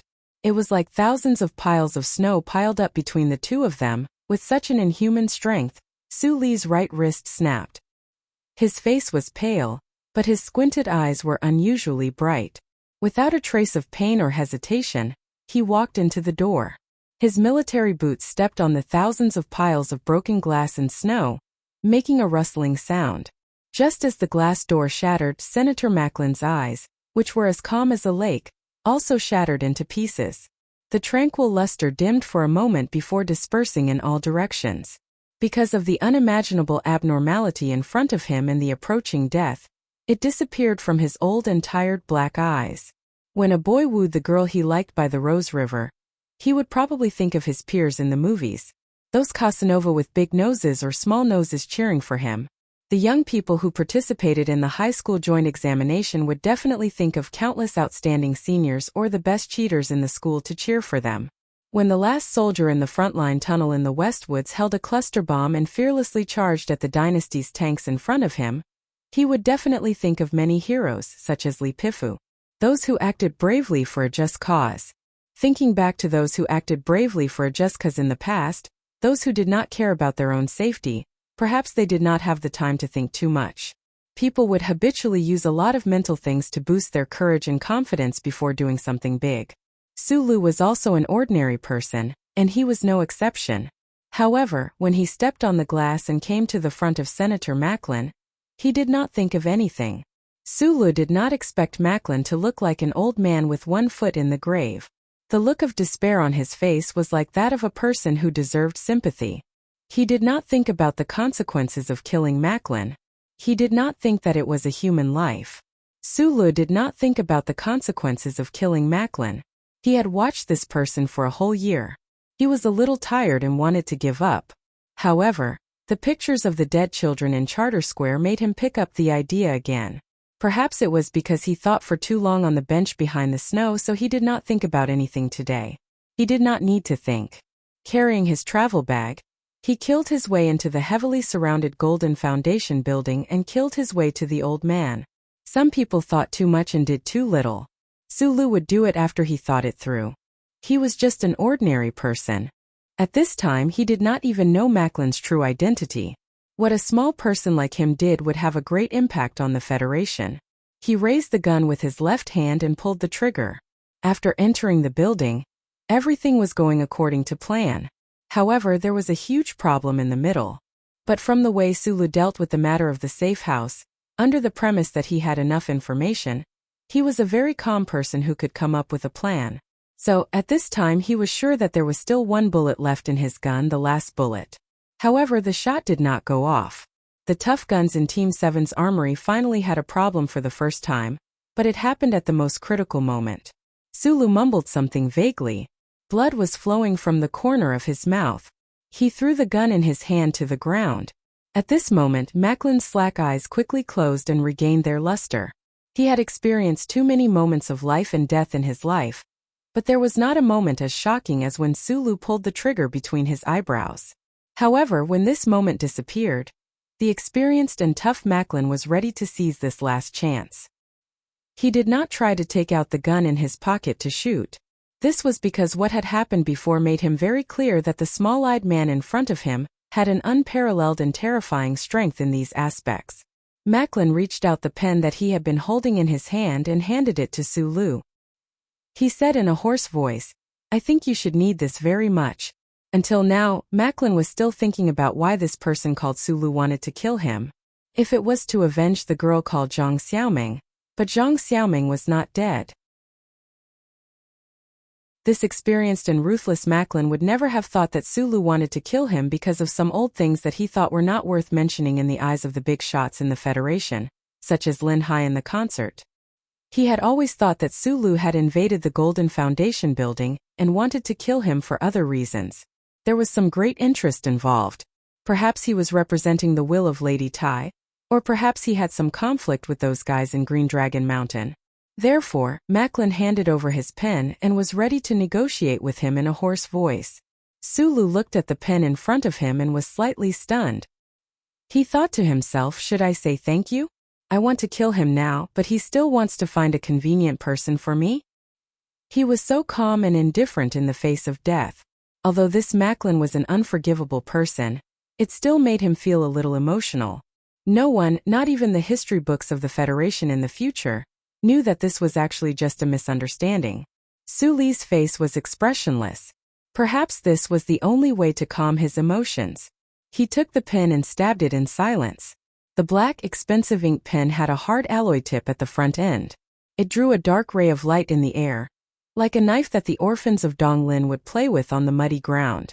With a poof, it pierced into Macklin's neck. Then it was pulled out. Macklin did not react at all. It was not until the blood on his neck spurted onto the wall that he realized what had happened. He frowned and covered the wound on his neck that was spurting blood. He stared at Sulu and wanted to say something, but no words came out. He took 2 steps back, tripped over a chair and sat on the ground with a crash. Blood continued to flow out from the gaps between his pale and withered fingers. The old senator furrowed his brows in pain and breathed in the last few breaths of air. His eyes widened as he looked at Sulu with a trace of disbelief. Finally, he twitched a few times and stopped breathing. During the process of Macklin's death, Sulu stared at him silently.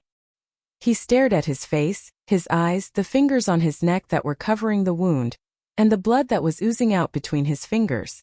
As the blood oozing out between his fingers became less and less and thicker, he took a deep breath. At this time he seemed to have some free time to think. Watching the person in front of him slowly die, Sulu thought of the beautiful ticket takers in the Linhai State Gymnasium. Those girls whispered behind him, discussing how such a student could sit in the most luxurious box. Some of those girls later became corpses.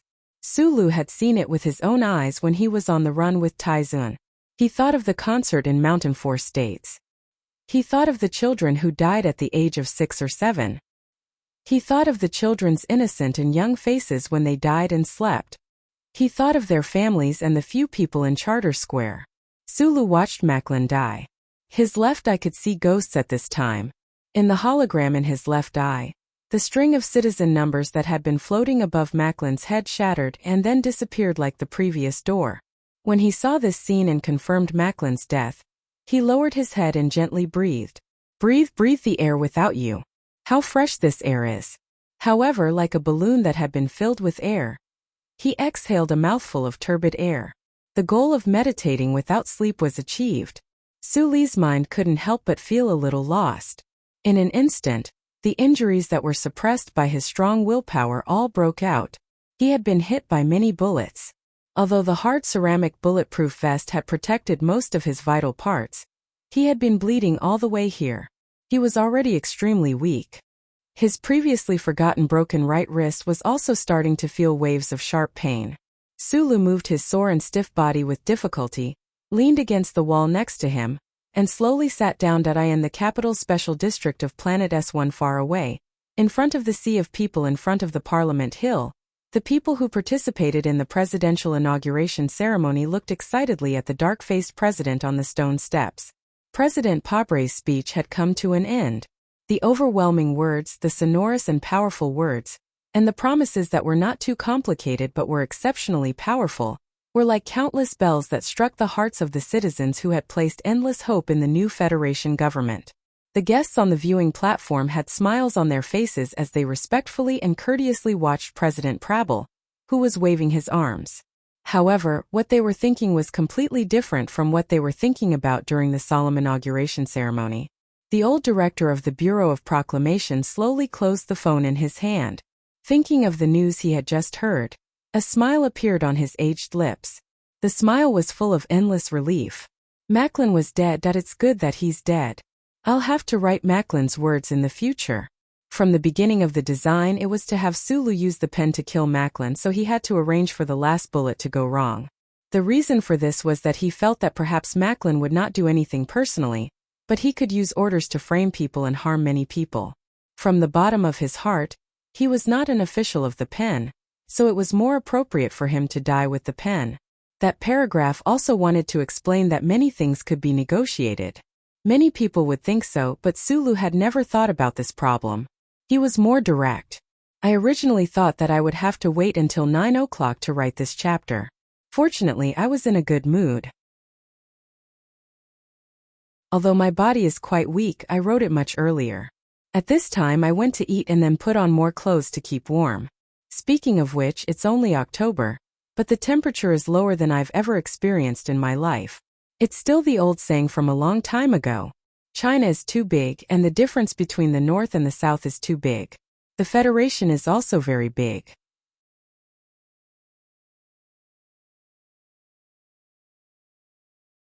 Chapter 302. The glory of the Charter, which was spread all over the Federation, was naturally aware of Macklin's death. The news quickly spread from the Bureau of Proclamation to the site of the inauguration ceremony. The old director with the surname Yun was the first to confirm the news, only a few minutes after Sulu pulled out the tip of his pen. It was a crime to harbor a treasure, but at least he was holding something valuable. This news was not good news. The old director softly told the person he needed to tell, and then the news began to spread among the high-ranking government officials on the viewing platform and the stone steps. Although the range of the news was limited to a very small number of people, their shocked expressions still gave many people some hints. At this time, the director of the Bureau of Proclamation was basically able to confirm the true identity of Macklin, So when he heard the news, his old heart was filled with endless relief. He stood on the viewing platform with a smile and maintained his silence. The other high-ranking government officials, however, did not know this at this time, so their expressions were the opposite of his, extremely ugly. With warm applause, whistles, and music in front of Parliament Hill, President Pabre ended his speech. He kindly and extremely politely thanked the old Chief Justice, Mr. He Ing, and then waved to the people below the stone steps. He held his wife's hand, and accompanied by his aides and office officials, they walked to the resting area. On the way, Vice President Byron and the director of the Federation Investigation Bureau quickly whispered a few words in his ear. President Pabre's expression suddenly became serious, his dark face hiding a trace of deep anger. He pondered for a moment and then quickened his pace. The inauguration ceremony was still going on, and there should be several performances to set the atmosphere. The top cultural figures from the various regions of the Federation would work hard to show their best side. So the sea of people did not disperse but waited excitedly. They did not know that the Federation had a big event today, and no one noticed the president's quick pace in the shadow of the winter tree. The guests on the viewing platform gradually dispersed. The high-ranking officials and generals of the government and military were all heading towards the president's residence not far away to participate in the first Federation government meeting. At this time, they roughly knew what had happened in the 4 states around S2. And their expressions couldn't help but be somewhat worried. The president of the Three Forest Federation Bank, old Mr. Li Yuangong, walked down with the help of his son. The short man adjusted the black round hat on his head, squinted his eyes and looked back at Lady Tai. He found that the lady had already left. He couldn't help but sigh softly. Macklin is dead. We don't know who did it yet, but there should be news soon. Get ready. In the cold weather, the old man from Liyuan Palace coughed twice. The wrinkles on his face were as deep as knives. He looked at his successor and said, I think the president must be very angry. On the first day he came to power, he received such bad news. Li Xiuzhu, wearing a short gray windbreaker and a bow tie, looked very energetic. Although he had already guessed before, he had never thought that he would hear the news of Macklin's death today. His beautiful eyebrows instantly furrowed. He lowered his voice and said in a hurried tone, Father, what should we do? The Federation government will naturally do what they should do. Liyuan Palace took off his thick gloves and walked out along the special passage for the distinguished guests. What we need to do is to fully cooperate. Fully cooperate? Cooperate with what? Suppress the commotion that may soon arise because of Macklin's death? Li Xiuzhu's furrowed brows still couldn't loosen. Thinking of the politician who had just died, the old man from Liyuan Palace couldn't help but sigh softly. White mist scattered around his dry lips. The Federation can't be in chaos. I think both President Pabre and his wife will realize this. The old man said, since he's already dead, we have to accept this reality and do a good job of cooperating. This sentence was said very indifferently. The death of Macklin, who had been secretly cooperating with the Li family for a long time, was like a stranger in this old man's words. Last time he was just caught and sent to the Justice Department, and this is already happening. I'm very worried. Li Xiuzhu said worriedly. Behind him, for some reason, there was a burst of enthusiastic cheers in the square. The old man from Liyuan Palace walked forward with a smile and said slowly in an old voice, I never look down on any ordinary people, but I also never overestimate their loyalty to their beliefs. Li Xiuzhu's heart trembled slightly. He vaguely understood something. Last time, Macklin's fanatical supporters had caused such a big commotion in the Federation. It seemed that his family was behind it. However, at that time, the Li family needed Macklin's ability to incite people to ensure that the Federation's investigation wouldn't go too deep and involve them. Now that Macklin was dead, the Li family naturally didn't have to worry about anything. They naturally had to stand firmly on the side of the government, or rather on the side of the people. A few black cars without obvious markings were walking on the side road. The winter trees had no leaves, and the sun was clear and cold. Because of the traffic control of the presidential inauguration, these few cars were particularly eye-catching. Lady Tai sat in the back and looked at the street through the window. For the upper class of the Federation, this appearance on the viewing platform today was a rare opportunity to get close to her. although she deliberately stood in the most inconspicuous corner. After the ceremony was over, who knew how many high officials and nobles tried to say a few words to her. However, this lady didn't have any desire to talk today. She looked at the withered trees with a heavy heart. Different from the wise old man from the Lee family, she already knew who the mastermind behind the assassination at the S2 Foundation building was. The interior of the car was as warm as spring. The madam quietly looked at the winter scenery, but she suddenly thought of the editor and reporter from the Capital Daily News. She thought of the inspector who was still locked up in the FBI but refused to back down. She thought of the crazy and dangerous people in Green Dragon Mountain. She thought of the man from many years ago. Naturally, she also thought of Sulu. She felt a little cold. The young man she wanted to control was indeed an extremely dangerous person, just like his teacher. Since that was the case, then he couldn't be left alive. Medellin is dead. Lady Tai retracted her gaze from the window and calmly said, "His Excellency the President may have some problems. Let the TV station and the network headquarters cooperate with the government." Secretary Shanli, who was sitting in the front passenger seat, slightly stiffened, then immediately reacted and calmly replied. At this moment, a bell rang in the capital's special district.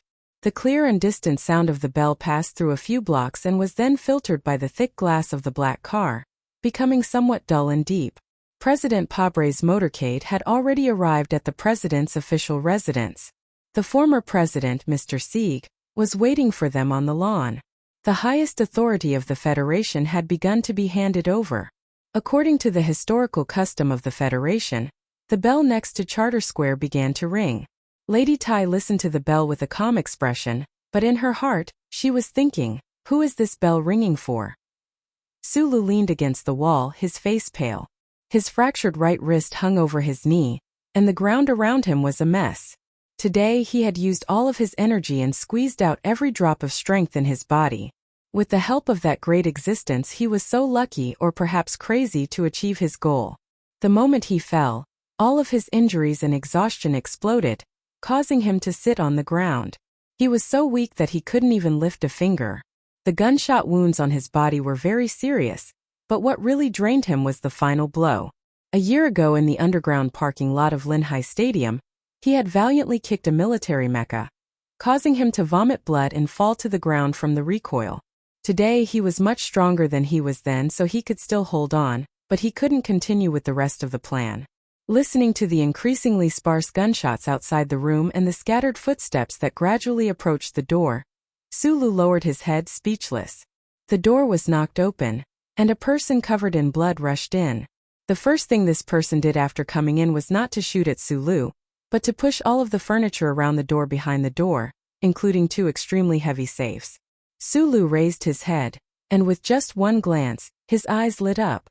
When he knew that there was someone supporting him outside, he had been guessing who that person was. Now he found that it was indeed him.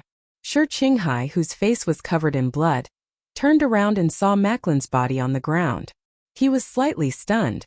At this moment, his feet seemed to be filled with lead, showing his true condition. He laughed bitterly, walked to the wall with difficulty, and slid down weakly against the wall to sit beside Sulu.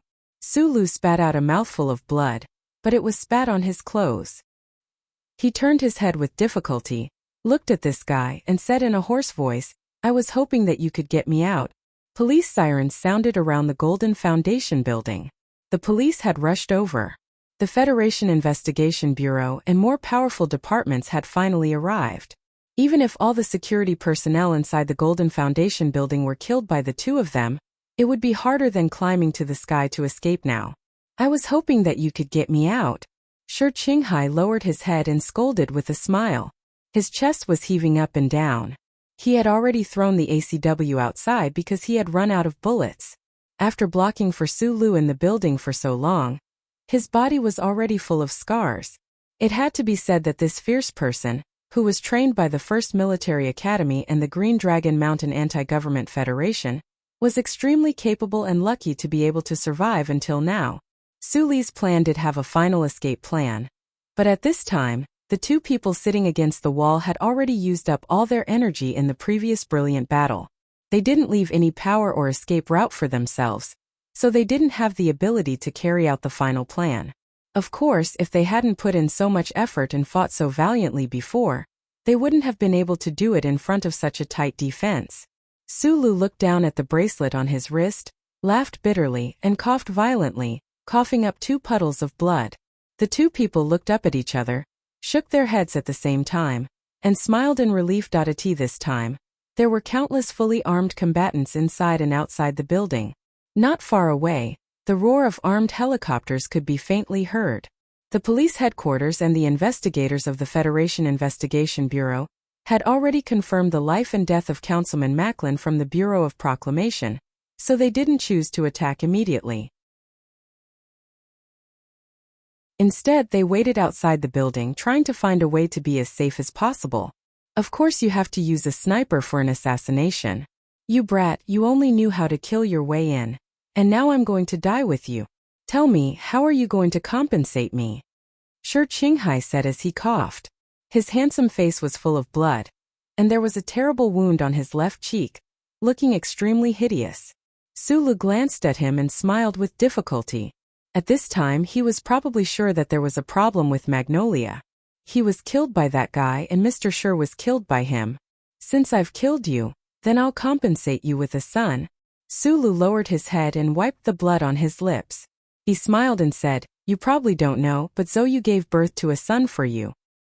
His name is Zhou Liuhua, and he has no physical defects." As soon as he said this, Shi Qinghai suddenly fell into silence. He narrowed his eyes and looked at Sulu for a long time before he confirmed that this guy was not lying to comfort him before he died. His heart suddenly beat faster, and there was a touch of gentleness and shyness in his excitement. "Really? Not really." Shi Qinghai was silent for a long time, and then said, "Unfortunately, I didn't know." Suddenly, he smiled and laughed. "But this shows that I'm really fierce. I can actually kill them with one shot." Sulu wanted to laugh, but he couldn't. He kept coughing. Shi Qinghai narrowed his eyes and thought for a while.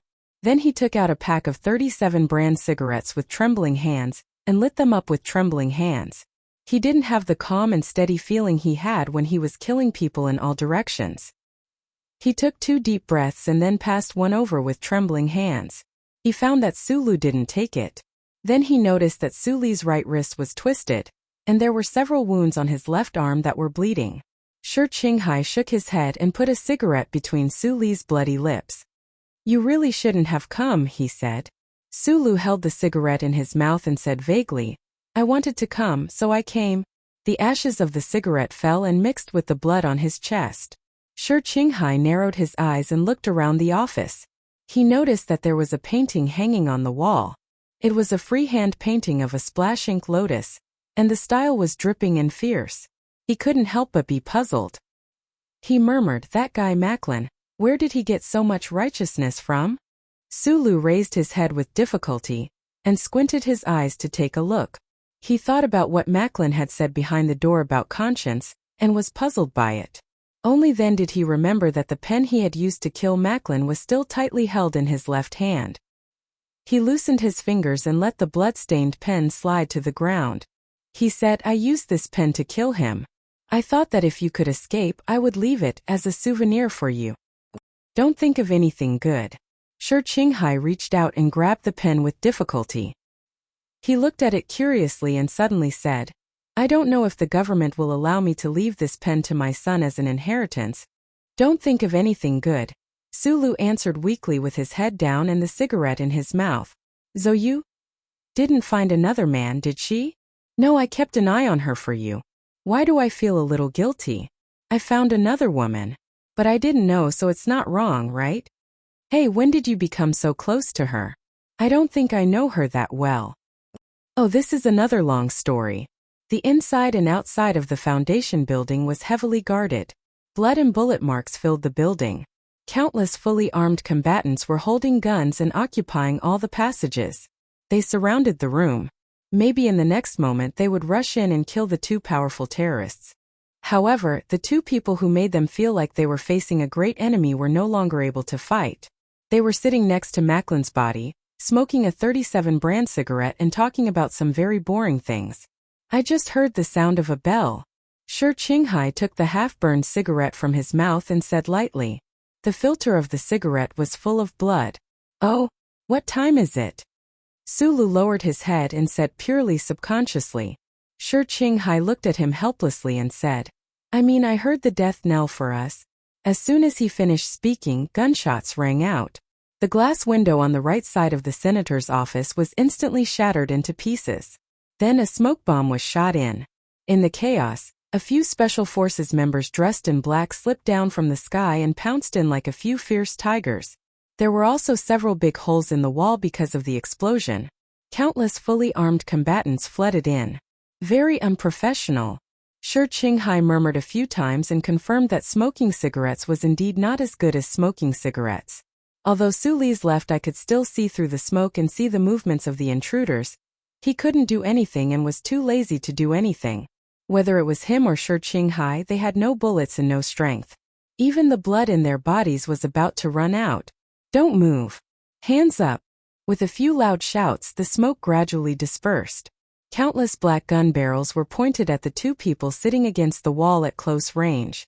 The head of the special task force walked in with a heavy expression, but the phone in his hand was pressed tightly to his ear. An extremely important order had just come from the distant capital. As soon as he put down the phone, he saw the scene in the room and couldn't help but stiffen slightly. Senator Macklin's body was on the side. This was the news that had been confirmed earlier. What surprised him was the behavior of the two terrorists against the wall at this time. Facing the countless gun barrels, Shi Qinghai, who was already exhausted, quickly raised his hands in the air. He was tearing up because of the smoke, and his eyes were red as he said seriously, "I surrender." At this time, he was holding a cigarette that was almost burnt out in his right hand and a bloody pen in his right. This posture looked very funny. Also, this guy beside me doesn't want to raise his hands and surrender. Shi Qinghai looked at the nervous and solemn special forces of the Federation in front of him and said seriously and sincerely, "Both of his hands are disabled. He really can't raise them." Sulu, who had been keeping his head down, finally couldn't help but laugh out loud. The cigarette in his mouth spat out and fell to the ground, splashing a few sparks.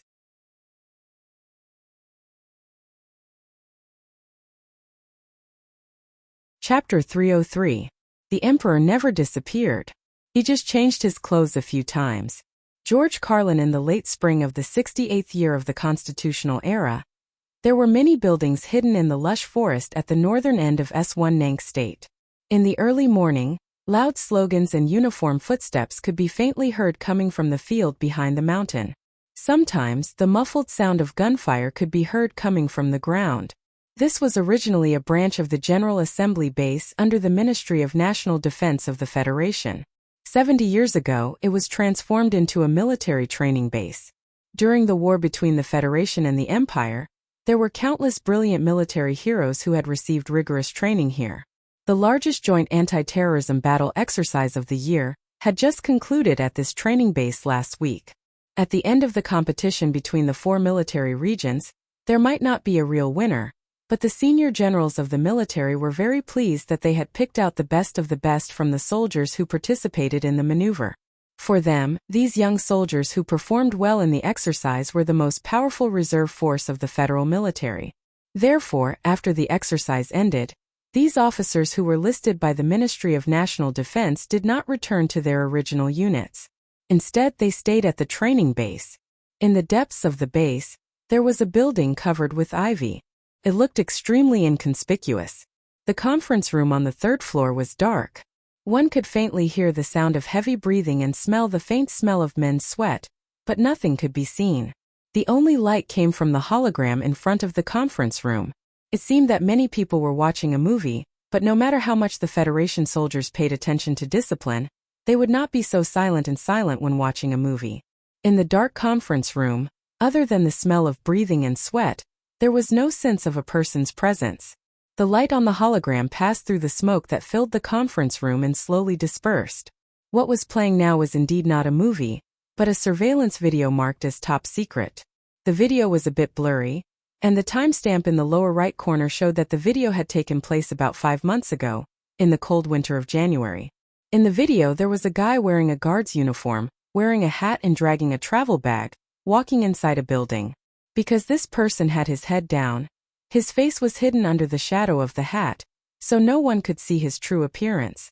On the surveillance video, the sound of an alarm rang out. Under the command of the system, countless guards surrounded the intruder from all directions. From that moment on, the intruder in the guard uniform sped up. His body on the screen dazzled the audience in the dark. The intruder held 2 light machine guns and began to open fire. He began to run. His figure became a little strange and terrifying. He appeared and disappeared in every corner of the building. He calmly and terrifyingly killed the enemies one by one and hit himself. Then he was ambushed by heavy fire behind a wall. Dust rose under his feet, and his body instantly rushed to the ceiling. Then he pounced down and strangely avoided the bullets that filled the sky. He killed his way to the center of the enemy. The hologram in the conference room was divided into several screens. The surveillance system recorded the intruder's movements from different angles. At the same time, it monitored the movements outside the building. From time to time, there was the dull sound of a heavy sniper rifle. It seemed that someone was sniping outside the building. Every time there was a sound, a guard would fall to the ground. The people in the conference room who were watching the surveillance video maintained a dead silence.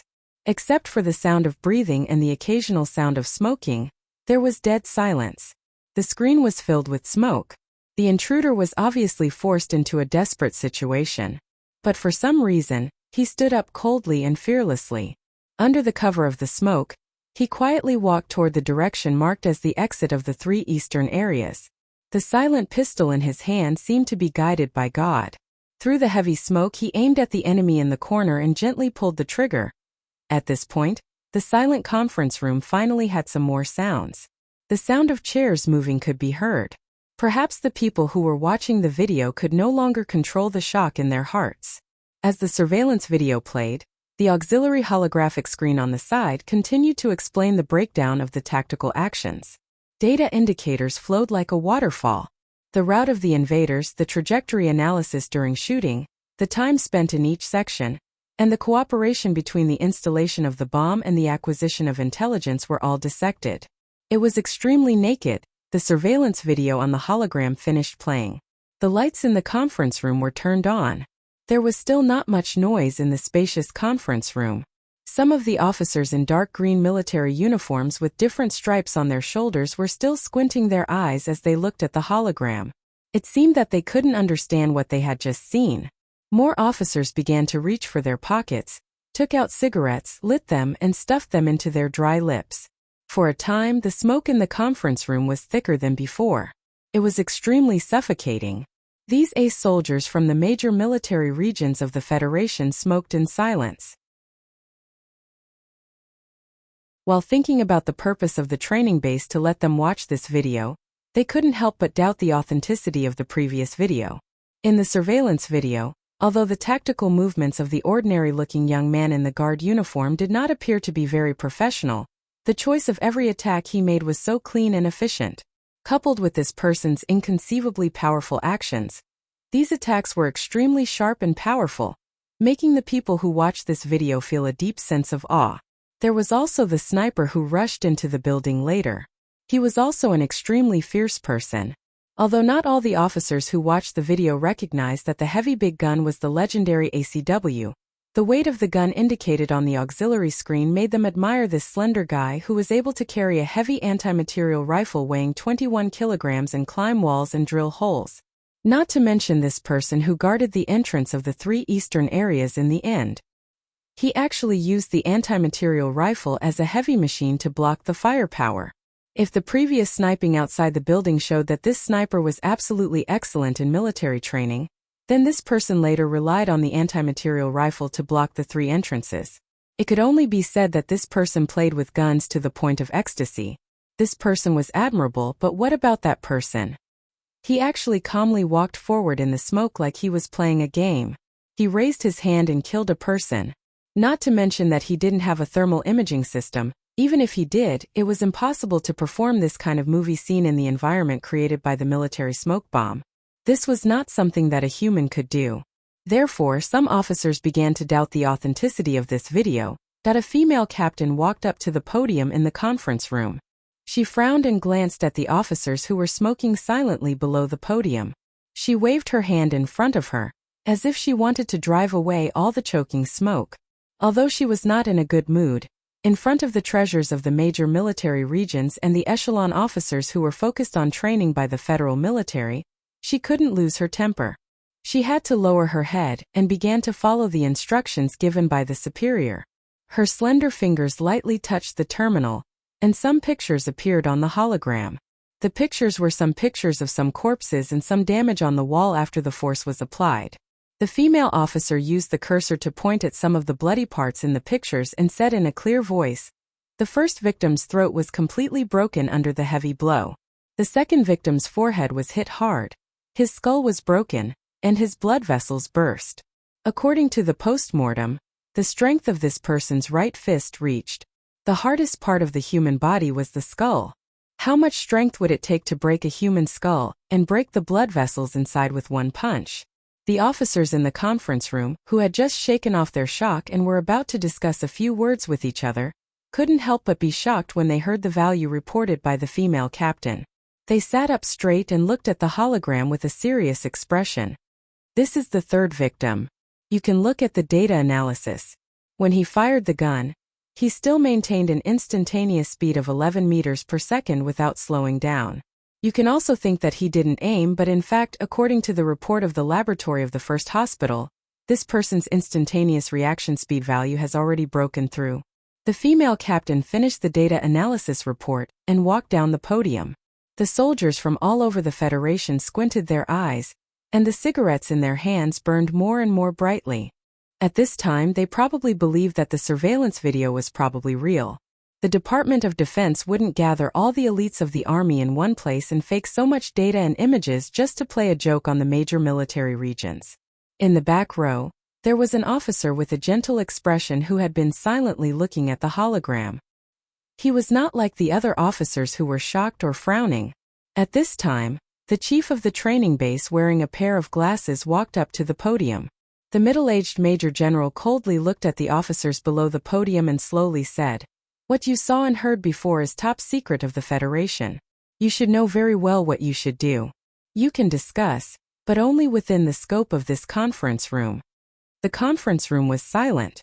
The chief of the training base looked at them coldly and said, "I know that some of you are doubting the authenticity of this video, but please believe that the federal military is not that bored to this extent." After a slight pause, he pointed his finger at these guys who were particularly arrogant and unruly in the exercise and scolded, "In the anti-terrorism exercise, you little brats under the podium did a good job, and some of you are starting to become cocky. Today I let you watch this video to let you know what a real terrorist is like. I want to let you know, if you face such a terrorist in the exercise, can you still sit here with your head held high?" The gentle officer in the back row lowered his head and smiled faintly in self-mockery. At this time, the colleagues who were able to stay in the conference room were undoubtedly the most powerful figures in the federal military. However, of the two people in the video, one was a monster who could fight to a draw with Madman Lee, and the other was an awesome person who graduated first from the 1st Military Academy and was trained by both the Federation government and the anti-government army. This kind of comparison was undoubtedly unfair. The Department of National Defense probably didn't want them to watch this video just to wake them up. However, the officers who did not know the inside story of the surveillance video did not think so. They frowned and thought about the general's angry words. In the end, they had to admit that when facing the two terrorists in the video, if there were more people, there might be some hope. If the number of people was equal or close, then there was no hope at all. Some of you are from the Westwoods, some of you are from the 3 military regions, and some of you are precious soldiers from the fleet. Usually, in your respective units, the officers protect you like treasures, but on the real battlefield, you can't be as fragile as treasures. The commander of the training base looked coldly at the officers below the stage. Looking at the most important echelon strength of the federal military in the future, he shouted loudly, "The ministry has kept you here so that you can grow into the most powerful soldiers. This week's learning task is to analyze this video, write a plan based on the 5-person team, and then handed over to the terminal computer for evaluation. The Major General lowered his head and tidied up the files, using the corner of his eyes to pay attention to the reactions of the officers below the stage. The officers were stunned at first, but then their expressions turned fierce and unconvinced, which was not unexpected. He lowered his head, and the corner of his mouth rose with a trace of an indescribable smile. He thought in his heart, if the data of that guy called Sulu shattering the security door with his last punch was also recorded, would these guys still be able to maintain their last bit of confidence? The Major General turned and left the conference room. The officers who were usually arrogant and had a threatening aura flowing from their bodies still stayed in the room. Earlier, the Major General had made it clear that discussions could only be held within the confines of the conference room. As soldiers, they consciously followed the rules when it came to the top secrets of the Federation. The sound of discussion gradually rose, and the focus of the discussion was naturally on the surveillance video. These outstanding officers of the Federation did not know where the two people in the surveillance video who were defined as terrorists came from. They were only shocked by the powerful combat strength displayed by the other party in the video, as well as the mutual trust the two people showed in the almost desperate environment inside the building. This kind of person was undoubtedly the scariest as an enemy, but if they had such a fierce character among their comrades, how fortunate would that be? Zhou, let's form a team. Although it's only a virtual battle, it's really a bit difficult to rely on 5 people to deal with the 2 people in the video. If it weren't for you, I really wouldn't have any confidence. An officer from the Special Mecha Battalion of the West Woods Military District walked to the back row with a smile. He lightly patted the gentle officer, lowered his head, and said with a light laugh, "Before we came, Zhou Jin said that he wanted you to take care of me. Half a year ago, Zhou had finished his all-rounder program in the Nutshell Engineering Department and officially returned to the Army. After graduating with high marks from the 1st Military Academy, he was now a member of the 1st Military District. He had participated in the anti-terrorism exercise a week ago, and had scored 2nd in the General Staff Headquarters, so he had been kept by the Ministry of Defense as a key training target. Today, faced with such a difficult topic, he who had excellent tactical command skills, naturally became the first choice to form a team. He smiled and nodded. Seeing him agree to the request of the Westwoods officer, several officers who had just walked to the back row could not help but frown, and turned to leave with some disappointment. The person who had scored the highest in the General Staff Headquarters this time was an officer with the surname Yuan, but for some reason that officer with the surname Yuan did not come to the training base. Now Zhou Yu, who had scored 2nd, had been snatched away by the West Woods Military District. These officers could not help but feel a little disappointed. Right at that moment, right in the middle of the seats, a burly and imposing officer suddenly stood up and said disdainfully, "In my opinion, even if this video is real, this topic at the training base is very meaningless. No matter how strong those 2 terrorists are, we can just get an old M37 mecha here and we'll be able to crush them into minced meat." As soon as these words were spoken, it was no surprise that they received the agreement of some of the officers. After all, this was an era of metal and mechanical power. No matter how strong the combat ability of those 2 people in the video was, the weapons they used were also the best of the federal military's conventional weapons. However, in the face of the powerful armored power of the military, it did not seem to be worth much attention.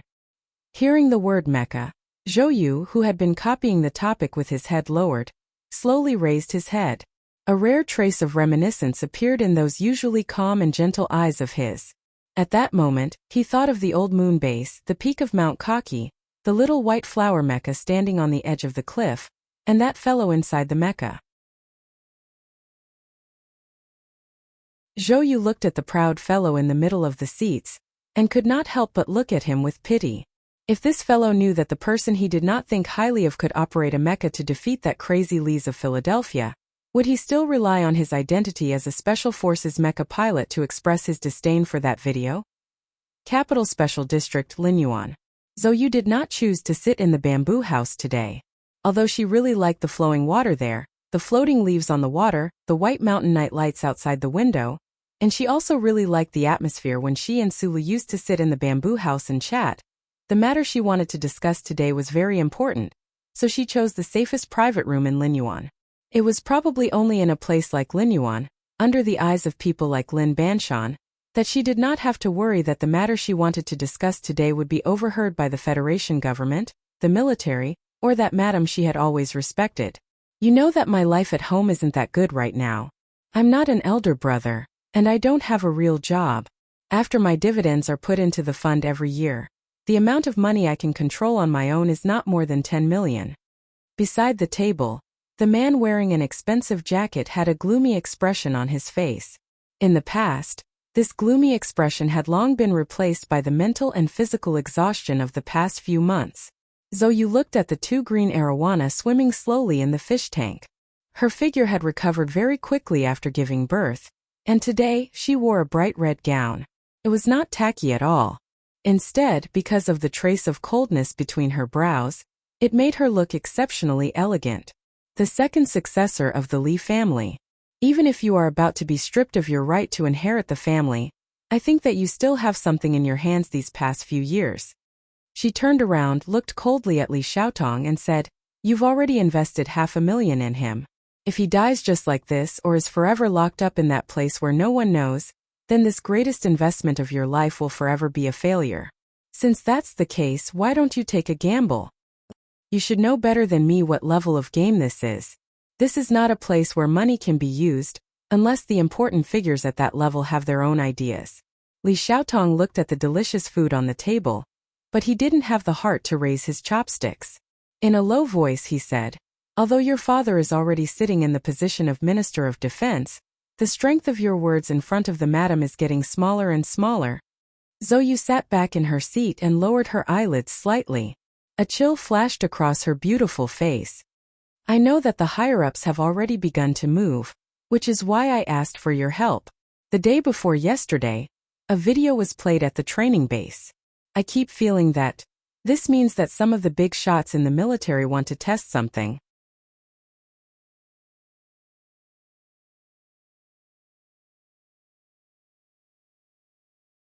Chapter 304.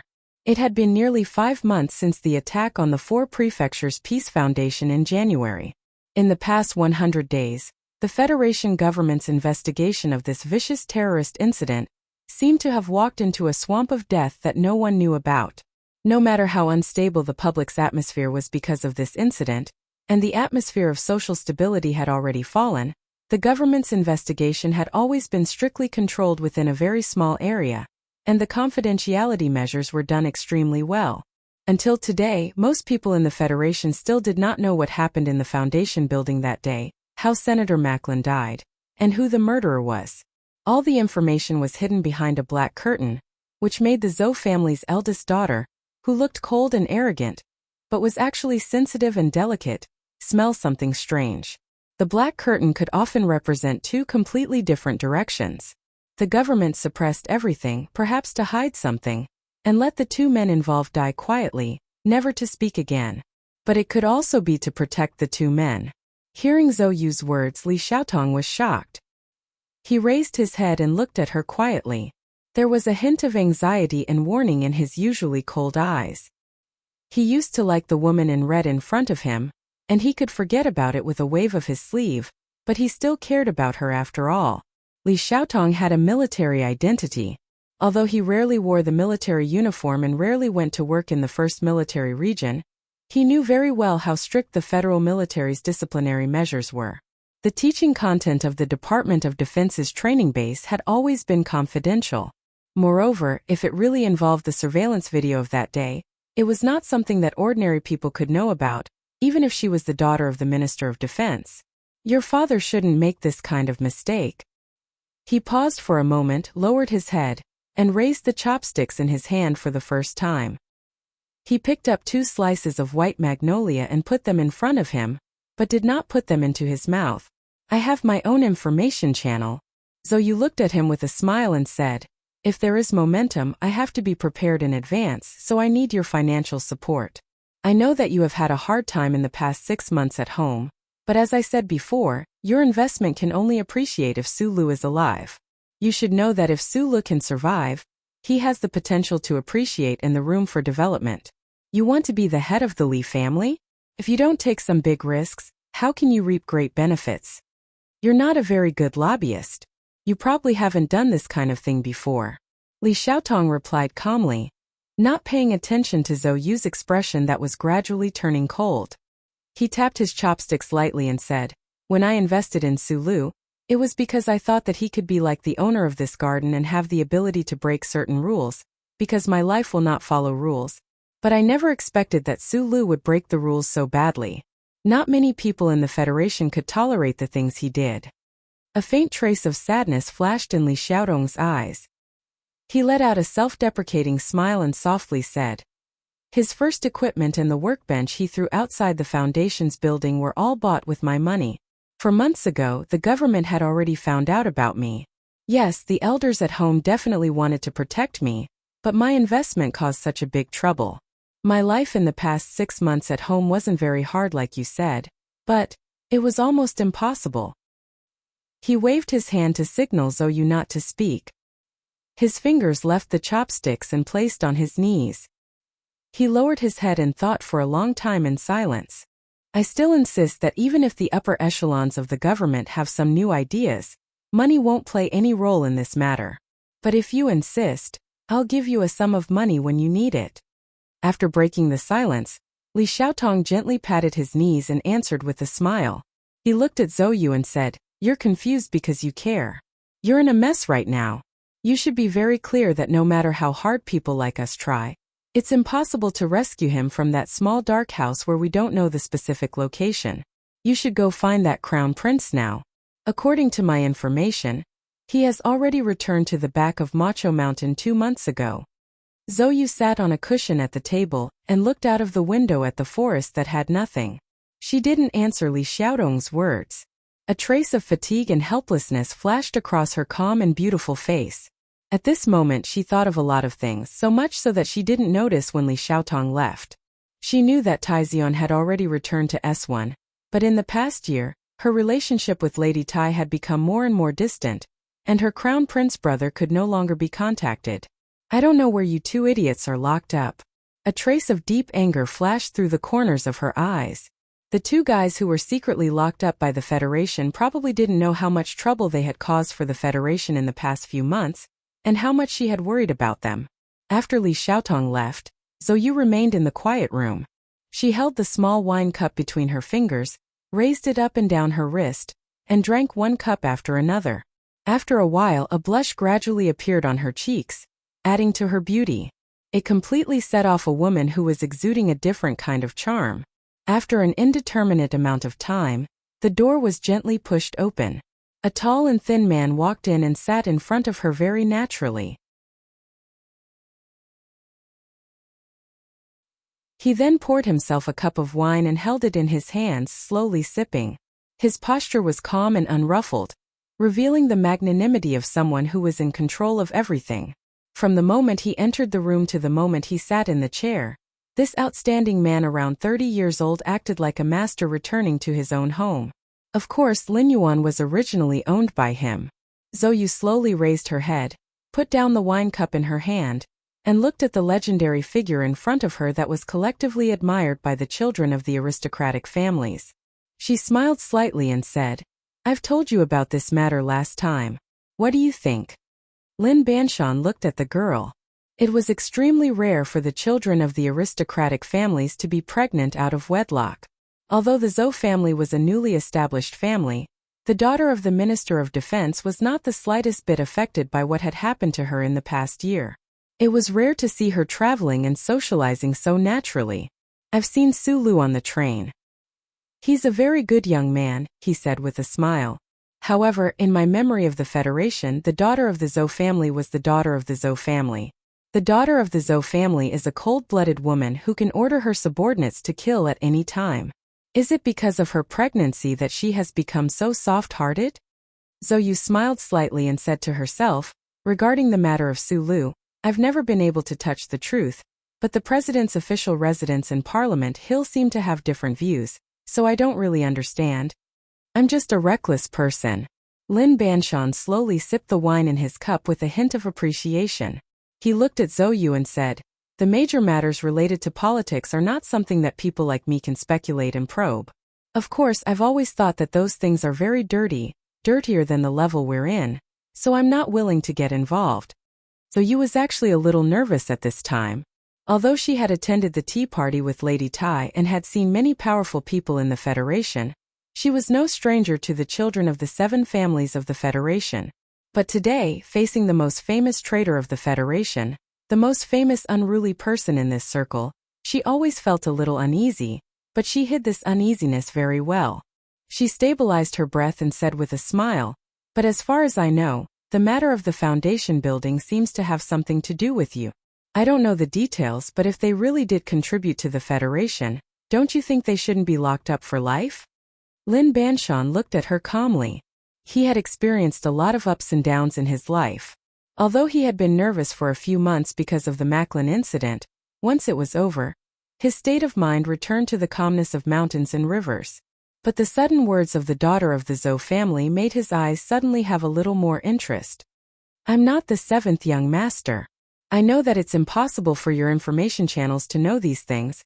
At least it's impossible for you to know that this matter has something to do with me." Lin Banshan slowly stood up. "If it's Minister Zhou's intention, you don't have to beat around the bush so much. I'll do what I need to do, but the Federation doesn't have a unified opinion, and it's not very appropriate to ask me, an outsider, to do something."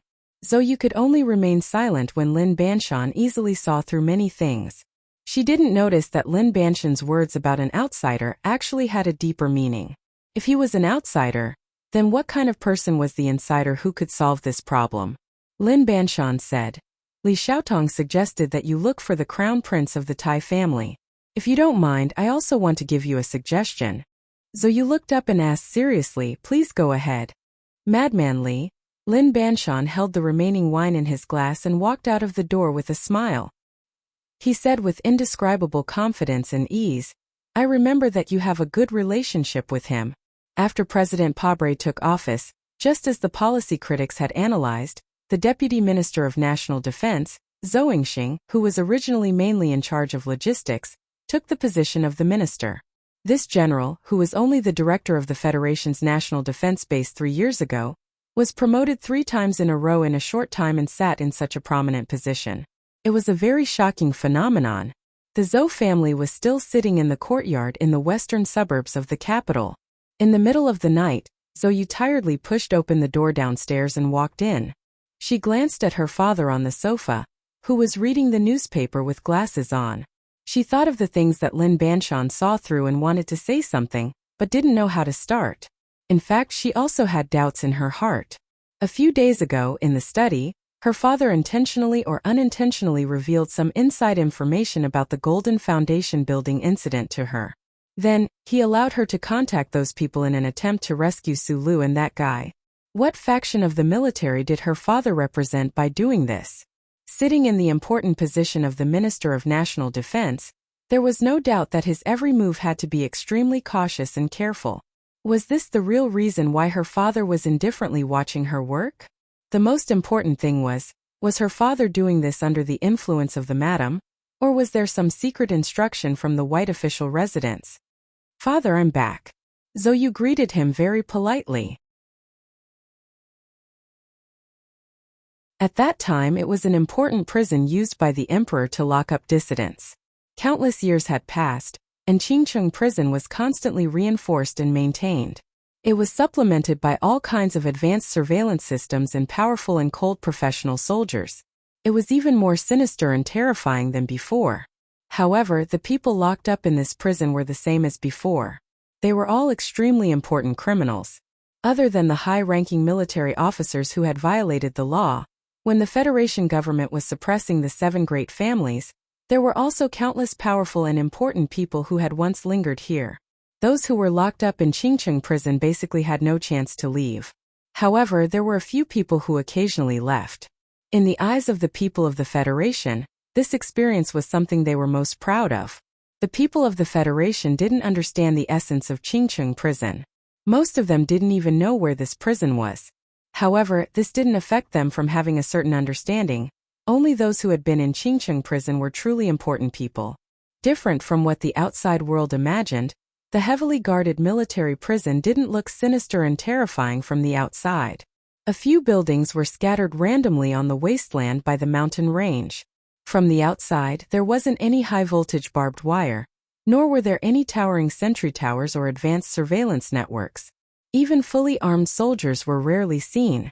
However, in reality, Qingcheng Prison was under the comprehensive surveillance of the Federal Central Computer. No one knew what kind of dangers were hidden in this seemingly peaceful prison. For countless years, no one had been able to successfully escape from this prison. This was enough to prove that this military prison's reputation was not in vain. Qingcheng Prison occupied an extremely large area. But in recent years, the number of serious criminals locked up was extremely small.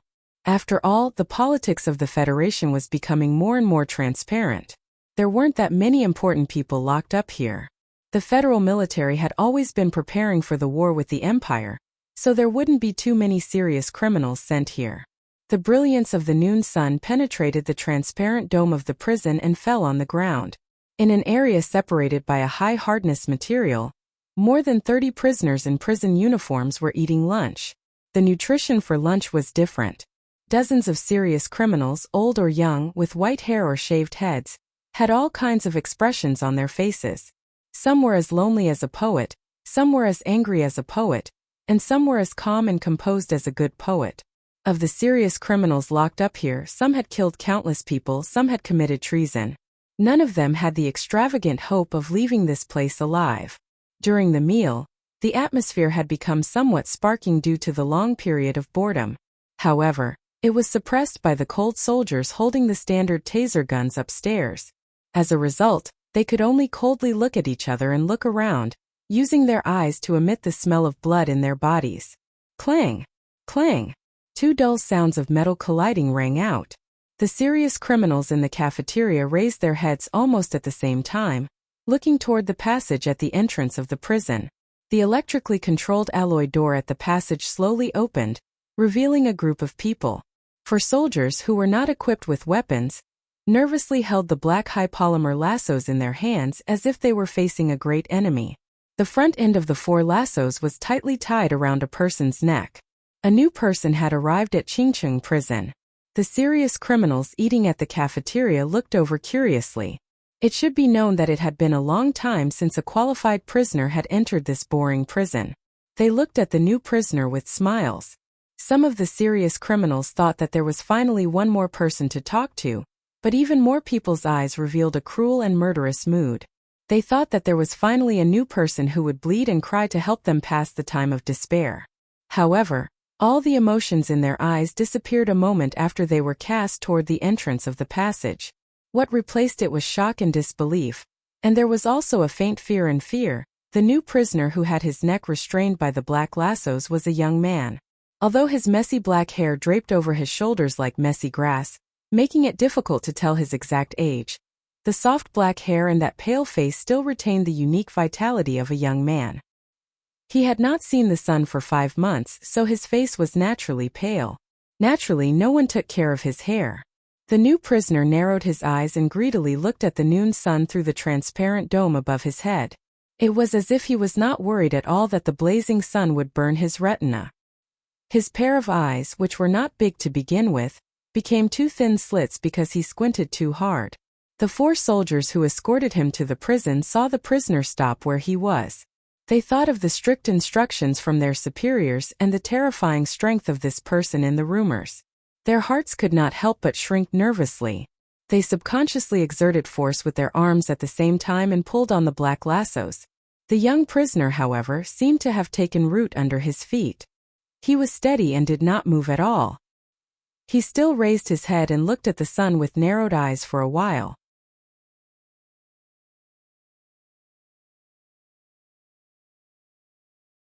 Chapter 305. The felons in Qingcheng Prison had experienced too much darkness in their past. Now that they had spent too much time inside these 4 walls, even if they couldn't see through life and death, they could at least see through life and death. The status and position they had before they were imprisoned did not matter after they were imprisoned. For them, the only factor that determined their social status and the strength of their words, other than the combat strength or brains they had displayed during the long years of despair, was the most simple way to distinguish them was the importance the Federation attached to the prisoner. The initial shock gradually faded from the felon's eyes. They quietly looked at the young prisoner who was walking with difficulty on the other side of the transparent partition, and put down the plastic utensils in their hands in unison. Some of them were extremely vicious and had once been bound with a remote control device. However, dangerous devices like this that could explode instantly had only been seen in prison studies.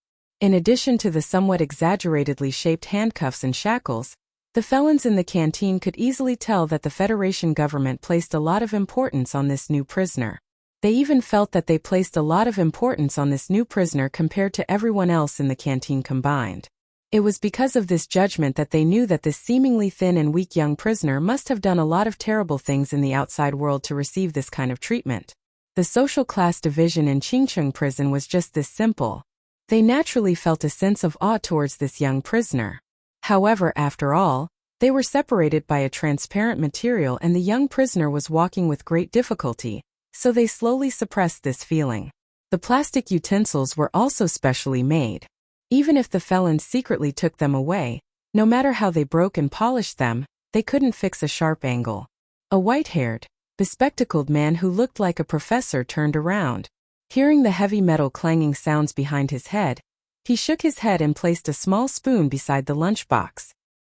He said quietly, "Look at the color of that person's face and lips. I'm afraid he hasn't seen the sun for 3 months." Before this felon was imprisoned, he was a professor in the Federation's Military Science Academy 3rd Department. Because of a trivial matter in his family, he poured the Empire's poisonous gas sample that the Federation imitated into the villa where his wife and parents-in-law lived. This excellent biochemist's judgment in this aspect had long been recognized by the felons in Qingcheng prison. Therefore, after hearing this sentence, the felons in the canteen began to discuss softly. 3 months of solitary confinement? That's too inhumane. A burly man with a shaved head sighed and said, "Back then, I almost went crazy after a month." Everyone in the cafeteria knew that this seemingly simple-minded brute had once gone on a rampage in the recruit camp and killed 7 recruits in a row. If it wasn't for the Ministry of National Defense wanting to use him as a test subject in the future, or to be sent to the West Woods as a suicide squad, the military court would have ordered him to be executed long ago. Hearing the word inhumane from the mouth of such a vicious felon should have caused a roar of laughter, but none of these felons laughed. They only quietly looked at the young prisoner who was struggling to move on the other side of the transparent material with complicated gazes. Because they had all been imprisoned in solitary confinement before, they knew how unbearable it was to not see the light of day, to not hear anyone speak, to be surrounded by silence, as if they were absolutely dead. Right at this time, the young prisoner who sat on the chair with difficulty fiddled with his messy hair again. He then turned around and smiled towards the felons in the cafeteria. On his pale and thin face, the smile was incomparably clean and natural. It was dazzling like the sun, sincere and sincere. He didn't look like a dangerous person who hid madness within his calm at all. He looked just like an ordinary boy next door. The young prisoner's sinister coldness formed a stark contrast with this smile. Those felons were shocked to the point of being speechless. Even the vigilant guards around the young prisoner and the guards on the 2nd and 3rd floors who were completely focused on aiming felt a sense of relaxation that they shouldn't have felt. Sulu didn't know that his earlier smile had almost overturned a city in Qingcheng prison. It had shocked the guards and prisoners who were on guard against a great enemy. He was just acting according to his usual attitude in life. When he came to a strange place, he would put on a sincere smile to make the people around him happier, and to make himself less troublesome. However, he obviously didn't expect that he was now in a military prison that was heavily guarded. The people he smiled at were not a group of normal people. After finishing his first meal in Qingcheng prison, he was sent back to his cell. He was still locked up alone, but the layout and facilities in this cell were much better than those in the previous prison. Sulu touched the neat bedding on the bed and went inside to test the sitting position of the toilet. He smiled happily. Only when he saw his pale face and messy hair in the mirror did his smile gradually fade. After being locked up alone for 4 months, he couldn't see the sun. The roots of his hair grew crazily as if they were unsupervised. It actually went past his shoulders. "I hope the government will let me get a haircut." He looked at himself in the mirror and suddenly thought of when he was in Donglin a few years ago. After deceiving Bao Long Tao, he had also stared blankly at his own face in the mirror. However, at that time he would be extremely nervous over such a matter. Now, he was in the Federation's most terrifying secret military prison, but his mood was as calm as if he was at home. He narrowed his eyes. He just didn't understand why the government would suddenly release him from that dark cell. Why would they transfer him from Fox Fortress to Qingcheng prison? After washing his face with hot water, Sulu sat on the bed in his cell. He lowered his head and recalled those 100 days. He couldn't help but feel a chill in his heart. Loneliness was indeed the most unbearable thing in the world. Compared to this, although this military prison was also a solitary confinement, at least there was light. He could see people when he was eating. For him, this was already a rare enjoyment. He lowered his head and recalled every minute and second of those unbearable days. Then, he lay back on the soft bed and stared at the monotonous ceiling above his head with narrowed eyes. He always felt that the light yellow ceiling gradually became a mass of darkness in his eyes. Other than a few meteorites that occasionally floated by in the distance, there was nothing else. After being arrested in the Peace Foundation building 4 months ago, he and Shi Qinghai were locked up separately by the Federation. He was taken away by the 2nd Military Region that night. After undergoing the necessary medical treatment and related procedures, he was locked up in Fox Fortress Special Prison. Fox Fortress was a space prison located at the outer edge of the S2 system. It faced the direction of the dark sky curtain. Outside the alloy surface of the prison was an ice-cold vacuum. In that kind of environment, wanting to escape was basically wishful thinking. Sulu, who was locked up in the space prison, didn't have the urge to escape as a serious criminal under strict supervision. In fact, he just wanted someone to interrogate him. However, no one interrogated him, no one questioned him. There were no cockroaches or ants in the solitary dark cell. Even the most hated rats on spaceships weren't present. There was only silence and food that was automatically delivered at regular intervals. For an entire 141 days, he was alone in the darkness. There wasn't a single sound in the room. Only the endless darkness of the universe outside the small window watched him. In that region of heaven, it was difficult to even find a single unblinking star. Other than darkness, there was still darkness. Other than silence, there was still silence. It was so dark that even his teeth were black. It was so quiet that he could often hear his own heartbeat. He always felt like it was beating a drum. Being in that dark, silent, and lonely environment for more than 4 months was not a mental torture that a human could endure. During this long period of time, his injuries had mostly healed, but his face began to pale. His body, which lacked the light of the stars, also became somewhat weak. Just as the serious criminals in Allure Prison had determined, a few months of solitary confinement would drive anyone crazy. However, it was obvious that Sulu wasn't crazy. He was still healthy and living normally. This was somewhat inconceivable. Even if his nerves were thicker than normal people's, even if he was a famous stinky rock in Donglin, how did he survive? I don't know if Mr. Shi can survive. He was already far away from the darkness and loneliness. Lying comfortably on the soft bed in Allure Prison, he worriedly thought. After lying down for a long time, perhaps he felt that it was too boring. He rubbed his eyes and softly muttered to himself, "Old geezer. Old geezer, get me 2 romance movies." A young man came to Allure Prison, and the security level was immediately raised. However, other than that, the forbidden area in the wasteland didn't seem to have changed much. The serious criminals who were locked up followed an extremely detailed schedule. Eating, bathing, reading, exercising, learning the laws of the Federation, and then sleeping. It was exactly the same as before. The only difference was that every day when they were eating, they could always hear the dull sound of metal clashing. The new prisoner wearing heavy magnetic shackles with a remote control explosive device would, accompanied by this noise, pass through a special passage and head to his own small table to eat. Sulu and the rest of the serious criminals were separated by a layer of transparent material, but it was like they were in 2 different worlds. Other than the noise and his existence, they didn't interfere with each other. However, every 3 meals, He would habitually nod at the serious criminals who had the temperament of a poet, smile, and silently greet them. These days continued for a week. Among the serious criminals who ate in the cafeteria, there was finally someone who responded to his good intentions and smiled at him. As a result, this unfortunate gentleman was locked up in a solitary cell and stayed there for 3 days. Even though after this serious criminal came out, he still stubbornly cursed at the fully armed soldiers upstairs, but he never looked at Sulu again.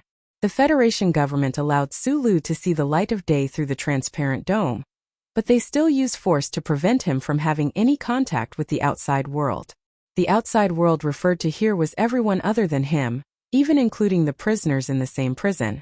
At night, when he was alone in a solitary cell in Allure prison, Sulu would often stand by the window and look at the wild green grass below. Sometimes he would associate it with his hair that was like grass, and sometimes he would think that it was already late spring.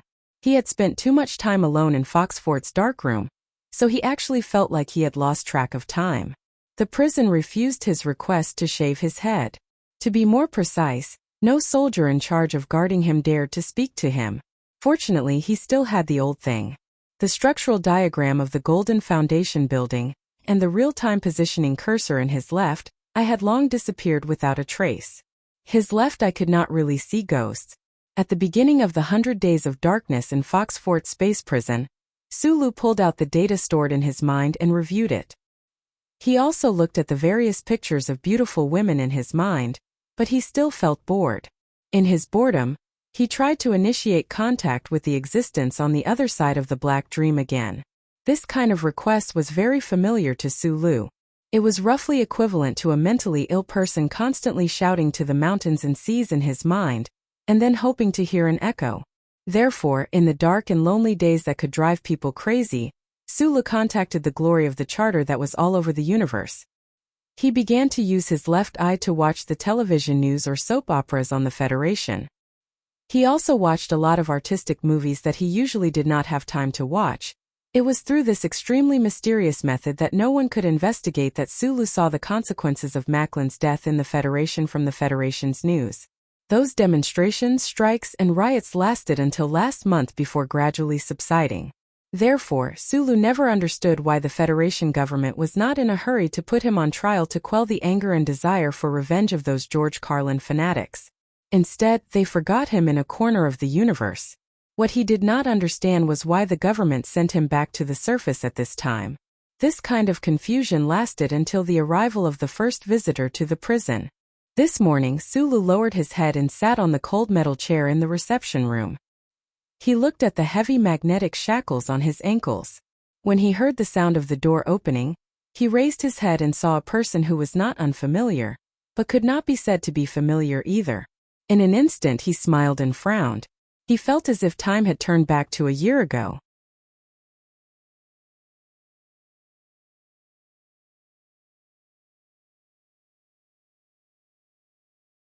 Chapter 306.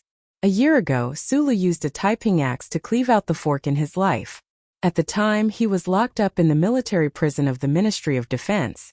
The Ministry of Defense appointed a legal officer named Su Songzi as his lawyer.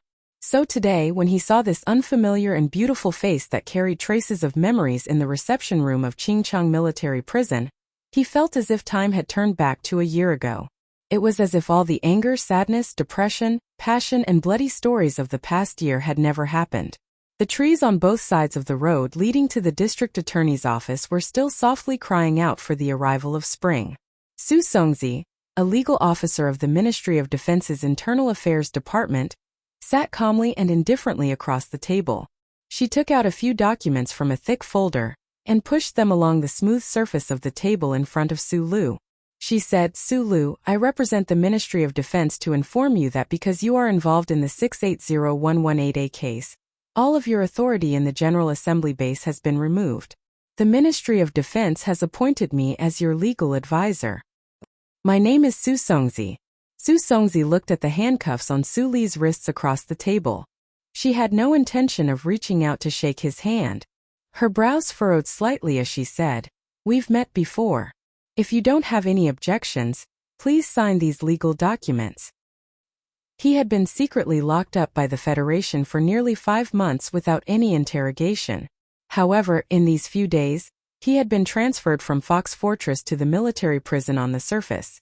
The Ministry of Defense sent a legal officer, and suddenly everything seemed to have started working again. Sulu couldn't quite react in time. He narrowed his eyes at the legal documents on the table. He didn't say anything as he carefully read them. The alloy handcuffs slid across the white paper, producing a rustling sound. After carefully reading all of the words on the legal documents, Sulu finally raised his head. He nodded at Su Songzi and then took the pen she handed over. With some difficulty, he moved his hands and seriously signed his name. Su Songzi looked at him calmly. Only when he signed his name did she let out a slight sigh of relief. She stood up and said, "The case has already entered the legal process. I'll come back the day after tomorrow." "Thank you," Sulu replied very seriously. "Can I ask a few questions?" "Yes, but I may not be able to help you except for legal matters." Su Songzi still maintained a professional and serious expression, but a strange light flashed in his eyes, as if he wanted to warn Sulu of something. Sulu asked, "It's the person who was arrested by the Federation with me. Can I know where he is now?" "No." Su Songzi answered straightforwardly, and then began to tidy up the documents on the table. Sulu noticed that her eyes quickly blinked the moment she lowered her head, and his heart suddenly relaxed. Under surveillance, legal officer Sulu naturally could not tell Sulu what he wanted to know, such as where Shi Qinghai was. However, she could at least tell Sulu if someone was still alive. In fact, that was what he was most concerned about. Watching the beautiful female officer walk out of the door of the interrogation room, Sulu suddenly remembered that half a year ago, this female officer was transferred to the Macklin Special Task Force. Before he took action, he heard that after the Special Task Force was disbanded, several prosecutors who insisted on continuing the investigation were framed by the Federation Investigation Bureau and had their freedom temporarily restricted, including prosecutor Xiao Wenjing. He did not know how these people were doing now walking along the long corridor. Su Songzi was strictly checked along the way. All the legal documents and personal belongings that she had brought into the interrogation room, as well as all the hard objects such as pens and hair clips, were all checked. Only then was Su Songzi able to leave this extremely tightly monitored military prison. The military vehicle that had been waiting at the main entrance of the prison roared in the direction of the Wasteland Military Airport. Su Songzi sat in the back and did not speak to the soldier in front of her. Instead, she thought about the scene in the prison interrogation room and felt a little depressed. In the interrogation room, Su Li's hair was messy, his face was pale, and his body was thin. It made her feel that life was really not fair. As a member of the Macklin Special Task Force, she knew better than anyone the crimes that Macklin had committed. When Xiao Wenjing and 2 other prosecutors who insisted on secretly investigating were arrested by the Federation Investigation Bureau for that shameless crime, she felt disappointed in the Federation government and the military for the first time. However, the big shots in the Federation had reached a compromise with Macklin. What could she, a low-level officer, do? Therefore, when she heard the explosive news of Macklin's assassination in January, she could not help but sigh at the cycle of life and karma. After Macklin's death, the compromise of the investigation against him naturally did not need to be mentioned again. The Federation Investigation Bureau released the prosecutors, and Chief Editor Bob and reporter Wood of the Capital Daily were no longer under the pressure of the Federation. Su Songzi had to admit that these happy changes were all thanks to the 2 terrorists that the demonstrators wanted to tear into pieces. As for the assassination in the Foundation building in January that shocked the Federation, it was not until a few days ago that she found out that one of the murderers involved was actually Su Lu, who she had dealt with before. She was very clear about Su Li's background in the Federation and his complicated relationship with Minister Zhou Yingxing, so she did not understand why he would do such a thing. In the past 2 nights she would occasionally ask herself, and she found that she really wanted to thank Su Lu. For what he had done, she had even developed a sense of admiration that a legal worker and a soldier should never have. Su Songzi looked at the airport building in front of the glass and thought of the minister who was waiting for her report in the capital's special district. She calmed down a little and lowered her head to deal with the legal documents. Su Lu was an active soldier in the Federation, and the crimes he committed were so shocking. Whether it was from the perspective of confidentiality or from the perspective of procedural laws, his case would definitely be handled in secret by the military court. She was very clear that a legal person like her, or even the Federation law itself, would not play any role in Su Li's life or death. The power that could really decide the life or death of the pale, small-eyed man was in the white official residence in the capital special district or on the Parliament Hill. She came here today to release a signal to Su Lu, who had been isolated from news for a long time, to let him know that something was happening. Unfortunately, under the strict surveillance of Qingcheng prison, she could not say anything. She only hoped that Su Lu could understand the purpose of her visit this time. After returning from the interrogation room to the solitary cell, Su Lu sat on the edge of the bed and lowered his head in silence for a long time. The message that the female legal officer brought was actually very simple. That was, the higher-ups of the Federation had begun to reconsider Macklin's assassination case, and the trial was about to begin. This was not bad news. On the contrary, the dark residence that happened a few months ago was really scary. It was just that he could not understand one thing. He killed Macklin, so the Tai family would definitely give up on him, and that madam would definitely kill him without mercy. Even if the Federation government still misunderstood the relationship between him and Minister Zhou, no matter how he looked at it, the law of the Federation and the will of the government would not allow him to continue living. What exactly went wrong? When he was arrested in the Golden Foundation building, Su Lu thought that he was going to die, but he did not expect that he had lived for so long. He racked his brains to find an answer to why he did not die, but he still could not find a reason why he should have been alive. This was because he would never have thought that Macklin, who had crossed thousands of mountains and rivers, faced a hail of bullets, and killed with a single stroke, actually had a terrifying identity that had been hidden for decades. Regarding this, the Federal Central Computer under the Bureau of Proclamation strictly followed the regulations of the Charter and the level of authority, and did not let him know the slightest bit. It was precisely because of Macklin's true identity that Su Lu ensured Qinghai's action of killing Macklin could be interpreted as light or dark, two completely different meanings. It could be a terrorist who deserved to die, or a hero who saved the Federation. It all depended on what the big shots thought. Capital Special Region, President's Residence. Below the President's residence, in the Central Operations Command Room of the Federation, 2 rows of ultra-thin extended light screens glowed with a faint blue light, and a solemn mood filled the room. The Special Task Force agents standing at the entrance of the passage had eagle eyes, and the big shots sitting around the long conference table had solemn expressions as they listened attentively to the explanation and watched the constantly changing images on the light screens. The Minister of Defense and the Minister of Finance of the new Federation Government Cabinet were present at the meeting. The members of the Federal Military Joint Chiefs of Staff were all present, and the commanders of the 2nd and 3rd Military Regions sat solemnly below General Miles. Even Commander Zhong, who was nervously preparing for war on the front lines in the Westwoods, and Hong Yuliang, the Commander-in-Chief of the Federal Fleet, who had been stationed in the Night Scorpion Nebula for the past 6 months, also participated in this meeting via video call. The reason why so many important people of the Federation had gathered in the Operations Command Room of the President's residence today was because they were going to listen to the investigation report of a case today. The Bureau of Proclamation, relying on the powerful information-gathering ability of the glory of the Charter and the huge amount of data archived in the central database, still took nearly 5 months to fully investigate this case. In a sense, this case had almost brought irreparable damage to the Federation, and the investigation report of this case, to a certain extent, would also determine the Federation's strategic attitude toward the Empire. In front of the long conference table, President Pabre, who had a dark complexion, was carefully reading the investigation report in his hands as he listened to the explanations that came from time to time. In front of him was an inconspicuous pen, which was stored in a vacuum box made of super hard material, and the blood stains on it had long since disappeared. The Special Task Force of the 2nd Military Region went deep into the Green Dragon Mountains and took the risk to obtain the biological marker on the bones of the Mai couple. A middle-aged man wearing glasses operated the display terminal and enlarged a picture on the screen.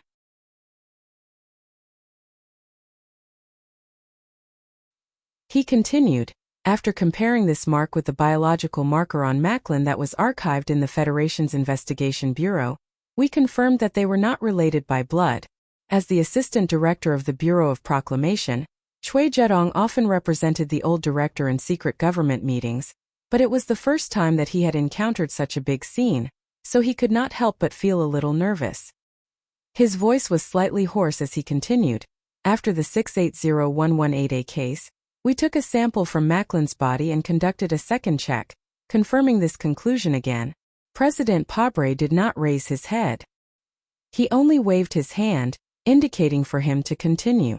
Director Feng of the Bureau of Proclamation, who had been sitting silently to the right of the president, slowly opened his eyes. He glanced at Chui Zedong, then released his old fingers from his crutch and gently tapped on the smooth wood silently. Seeing this action, Chui Zedong did not know why, but he felt much calmer.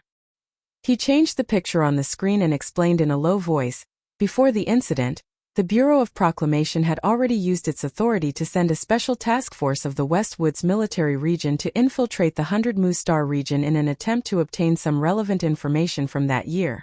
Although it was a little late, the special task force still managed to obtain a list of names, confirming that in the second last year of the 36th constitutional calendar, the Bermuda Human Trafficking Organization."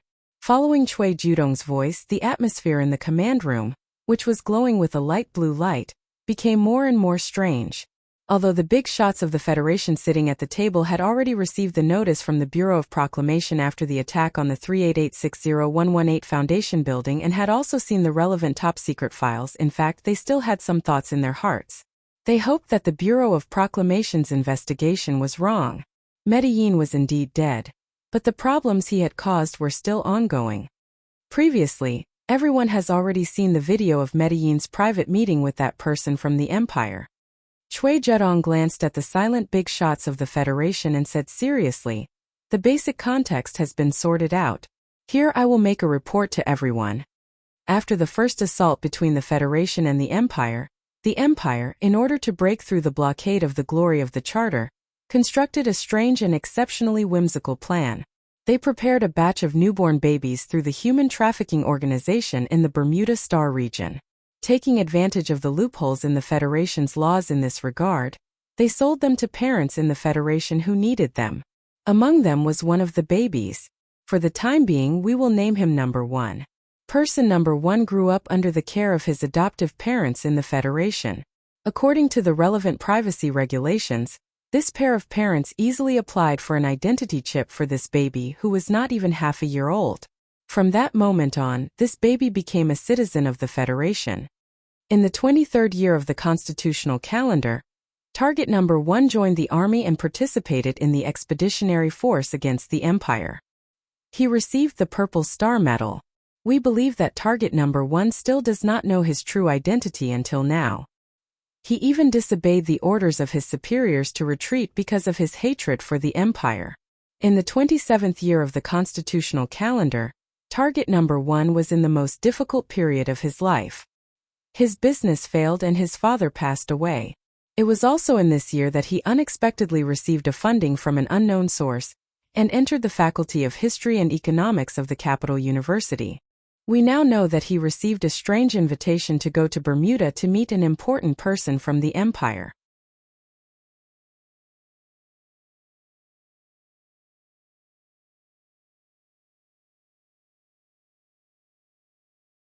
Chapter 307. There were very few people in the Battle Command who knew Macklin's secret identity in advance, but some of them only knew today for the first time, so they could not hide the shock in their hearts. Their expressions were extremely ugly, and their hands on the table nervously rubbed together. We believe that through the comparison results of the biological markers, as well as some evidence deliberately left by the Empire can easily convince him that he is one of them. From a national warrior of the Federation to one of the Empire's most deeply buried spies, what kind of psychological struggle Macklin went through, and how the Empire convinced him to fight for their cause, we have no way of knowing, because he is already dead, and can no longer speak of it. In the 31st year of the constitutional calendar, he organized the Veterans Association to occupy Charter Square, and was expelled back to S2. This should be the beginning of his attempt to complete the mission given to him by the Empire. In the following 4 years, he has been trying to enter the political system of the Federation through the Federation's election, but he has always failed.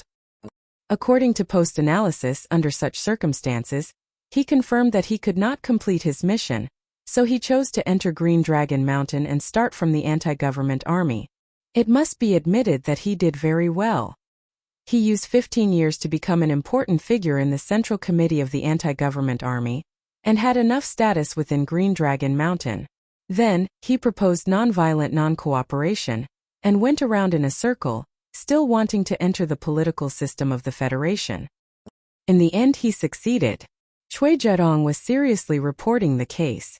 To be more precise, what he was doing now was more like telling a story from the distant past of Macklin. The story was so bizarre, but the meaning hidden in it was so terrifying that the big shots of the Federation in the command center of the president's residence subconsciously maintained absolute silence. They watched the pictures or videos of Macklin flashing on the light beam in silence. In the 58th year of the constitutional calendar, he began to run for the parliament of the 4 states around the mountains, and then he spent nearly 10 years using his influence in the Federation and his advocacy of nonviolence, step by step into the core area of the Federation. Cui Zedong looked at President Pabre and said seriously, "It seems that this is the most dangerous step for the Federation." Over the past 10 years, Senator Macklin had been shuttling between S1 S2 and S1 S2. Apart from the fanatics who had always followed him, he also had many unclear relationships with the big shots in the upper echelons of the Federation. This person had always been spying on them in the dark as a spy of the Empire. Nobody knew how much confidential information he had obtained from the Federation in these interactions. The key was that the people he was in contact with were the Federation's unshakable upper echelons. There were even 1 or 2 of them sitting in the command center. Although the Bureau of Proclamation was independent of the internal checks and balances of the government, it was basically impossible for them to investigate to the extreme. If all the people that Senator Medellin had come into contact with were treated as suspects, then a large part of the Federation government and Parliament Hill might collapse. Go straight to the conclusion. President Pabre still had his head lowered. The metal pen in the transparent vacuum box before him glowed faintly. Target number 1 Macklin is a spy the Empire sent to the Federation many years ago. He successfully hid from the glory of the Charter and tore open a large hole in the Federation's electronic surveillance network, causing unimaginable damage to us. Cui Zedong said in a low voice, "The Charter computer has already determined that this is a second-order incident. The level of damage is controllable." After saying this, he turned off the display device in front of him and silently sat behind Director Pai. Only now did President Pabre raise his head. He glanced at the people in the room and said in a low and powerful voice, "Everyone speak. Senator Macklin is actually a spy for the Empire. If the Bureau of Proclamation hadn't produced so much evidence, I don't think anyone here would believe it. Thinking back, I've met him before, and I admired his peaceful ideals." The chairman of the Joint Chiefs of Staff, General Miles, didn't try to clear his name. As the most powerful figure in the federal military, if he was fooled by Macklin, then it would naturally clear the worries of more people. 70 years ago, during the first contact between the Federation and the Empire had already started such a plan. Other than sending babies into the Federation, they really couldn't find any other way to break through the blockade of the glory of the Charter. General Miles looked at the pen on the table and said coldly, "Fortunately, Macklin didn't have time to send these things out." His expression was solemn and stern. He said coldly, "The entire Federation was kept in the dark by him, and they even let him get the Purple Star Medal. This is a disgrace to the Federation. Fortunately, he died before he tried to escape from the Federation. Otherwise, most of the people in this room would have killed themselves, including me." This pen contains the specific data of the Federation's 2 major spatial passages. It is because the Federation tightly controlled these 2 spatial passages that the initiative of the war in the West Woods and Bermuda has always been in our hands. If Macklin had sent this information to the Empire, the Federation would have been caught off guard and would have suffered a great loss.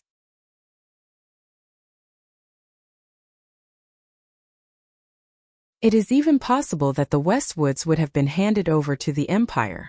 Secretary of Defense Zhou Yingxing, who had been silent all this time, opened his mouth to explain the real danger of Macklin's incident to the other high-ranking officials present today. As soon as this was said, The high-ranking officials in the underground command center felt their hearts tighten, and they felt more and more shocked. I don't think this is a disgrace to the Federation. Through the human trafficking organization in Bermuda, they imported babies with their blood into the Federation, and then found a suitable method to wake up these sleeping children, tearing open a crack in the Federation. It has to be said that as early as 70 years ago, the Empire had already started this plan. Their patience and forbearance were exceptionally terrifying, and it also made people respect and fear them. Director Tai of the Bureau of Proclamation slowly opened his eyes and said, "The Empire's plan is very good and very powerful. They spent several decades to set it up, and even the chess pieces they set up didn't know their own identities in the beginning. When Macklin received the Purple Star Medal, he must have been a Federation warrior who hated the Empire to the core. However, after he found out his true identity, he was naturally different. I really admire the person who designed this plan on the Empire's side. I believe that after so many years he should be dead. However, the power of this plan is starting to show," Director Tai said calmly. "Just Medellin alone has almost put the Federation in an unknown danger," said Director Ling indifferently. "Who can guarantee that the Empire only sent one Macklin? If there are still 20 or 30 Macklins hiding in the Federation government, how should we deal with them? Based on the President's temporary authorization and the authority of the Bureau of Proclamation, in the past 5 months, the Bureau of Proclamation, with the cooperation of the Department of Defense's 3rd Division and the Federation's Investigation Bureau, sorted out the various major organizations in the Federation. Based on the archive data from the central database, we monitored 3,671 suspects. In the end, we confirmed that there were 7 Federation citizens who could be seeds that the Empire had continuously infiltrated into the Federation over the past few years. I call them seeds because once they are watered and fertilized by the Empire, they will bloom poisonous flowers in the Federation's land," the director of the Bureau of Proclamation said slowly. His tone was very calm, but it was filled with an extremely cold feeling. As the guardian of the Federation's the glory of the Charter, he felt admiration and vigilance toward the Empire's terrifying plan that had been hidden for several decades. However, more than that, he was filled with a murderous intent to completely destroy the other party's plan. When he was speaking, no one in the conference room interrupted. Even President Pabre maintained a silent listening posture. What is slightly reassuring is that the 7 seeds that have been confirmed are now only ordinary citizens of the Federation. When the Empire designed this plan, they must have already considered the problem of the extremely low success rate. These 7 people have not had the opportunity to come into contact with any important departments in the Federation. Among them, 6 of them have never even left the Federation and have never come into contact with people from the Empire. Therefore, we believe that they have not been triggered. Here, I would like to turn around and talk about Senator Macklin. Director Ying's hands gently stroked his walking stick. His expression was solemn as he said, "After the investigation, we will look at this person's entire life in reverse order. My respect for him has reached the extreme. He has no background in the Federation. Once he accepted his mission, he spent several decades without any hesitation or deviation to advance toward his goal. After taking several large detours, he finally came into contact with the core of the Federation." The old director picked up the pen in front of the president and said with a frown, "Minister Zhou missed something earlier. In this pen, other than the data of the spatial passageway, there is also a chip, the verification chip of the Bureau of Proclamation." Most of the people in the conference room, including the president, did not know what the verification chip meant. However, when they saw Director Ying's extremely cold expression, they could tell that this verification chip was definitely related to the Federation's most unshakable, the glory of the Charter. When Macklin entered the anti-government army in Green Dragon Mountain, he began to promote anti-violence and did not take the opportunity to cause the civil war to erupt more rapidly. On the surface, this did not seem to be in the interest of the Empire. However, in reality, his actions in the last 10 years were all for the sake of a position. Director Ng looked at the pen in his hand and said slowly, "He wants to become the vice president of the Federation. An Empire citizen becoming the vice president of the Federation. Is this a joke? Is this a fairy tale? No, he almost succeeded. Everyone should know that the vice president of the Federation automatically, becomes the chairman of the Federation Management Committee. The chairman is the only position in the Federation's political structure that can penetrate deeply into the Bureau of Proclamation. No one in the conference room could react to this analysis. Even President Pabre frowned. If Macklin had really been aiming for the position of the vice president of the Federation from the beginning, the Empire's scheme was indeed great. They had actually tampered with the Bureau of Proclamation.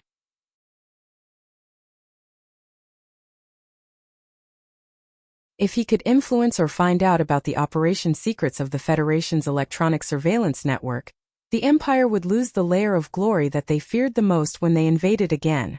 On the screen above, the Vice President of the Federation, Byron, had an unusually solemn expression. According to the relevant regulations of the Federation government, he and President Pabre would rarely appear in the same place. He had also attended this important meeting remotely. Now that he knew that his competitor was a spy of the Empire and knew that the position of vice president hid such a problem, he could not help but feel heavy-hearted.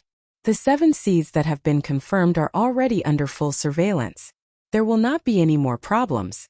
If the Federation government passes the relevant laws, the Bureau of Proclamation will be able to arrest them immediately. Director C coughed softly and continued speaking. The investigation of Macklin's case has also come to an end. No matter what his true identity is, the fact that he was able to obtain these 2 spatial maps and this chip proves that the Federation's internal affairs are already rotten to an unbearable extent. In this operation, we have already arrested 314 officials and soldiers who are suspected of leaking secrets to Macklin. A thick chill flashed across Director C's face. Although they have been crying out for justice, and although they still do not know that Macklin is a spy of the Empire, even if Macklin really becomes the vice president of the Federation, it is still a great crime for them to leak such top-secret information to him. I suggest that the trial of these people be carried out in secret by the military court, and that they be convicted according to the boundaries of the higher authorities, Director C said coldly with his head lowered. Macklin had operated in the Green Dragon Mountain and the Federation for so many years. Relying on his reputation and status, as well as the possible title of vice president, there were countless government officials and soldiers who were willing to leak certain information to him. Although they did not know that Macklin was a spy of the Empire, in reality, he posed a great threat to the Federation. Hearing Director C's words, the high-ranking officials and generals in the command center all felt a chill at the same time. More than 300 people from the government and military had been isolated, investigated, and sentenced at the same time. Without a doubt, this was the biggest purge in the history of the Federation. However, none of these important figures dared to raise any questions. This was because if a cold purge was not carried out, the negative influence that Macklin, the most terrifying spy of the Empire, had caused within the Federation would be difficult to eliminate. Furthermore, it was only natural that the officials involved in the leak would have to pay the price for the safety of the Federation. Everyone, in January of this year, the Federation was only a few hours away from the danger of being destroyed. Director C raised his head and looked coldly at the people present. He slowly took in a deep breath and said, "The Bureau of Proclamation did not have any reason to suspect him. It was all due to the independent analysis and hints of the central computer. However, he was a candidate for vice president after all. The Bureau of Proclamation's investigation was obstructed by many things. Furthermore, I have to admit that the Bureau of Proclamation was tied down by politics. They wanted to obtain irrefutable evidence and did not take any decisive measures against him. This was the Bureau of Proclamation's biggest mistake. They sought too much stability, but they did not expect that Macklin was prepared to abandon everything in the Federation and leave decisively," the old man said in a cold voice. The old director said in a cold voice, "Fortunately, someone killed him before he left. He died just like that." The old man changed the topic and said with a smile, "In the past few months, before I fell asleep, every time I thought that Macklin was dead, I would feel extremely happy and relaxed. It's good that he died." Minister Zhou glanced at the old man inconspicuously from the corner of his eyes. His heart trembled slightly. Macklin, the seed of the Empire, had bloomed poisonous flowers in the soil of the Federation. However, before he could start sowing, he was directly uprooted by 2 unreasonable farmers.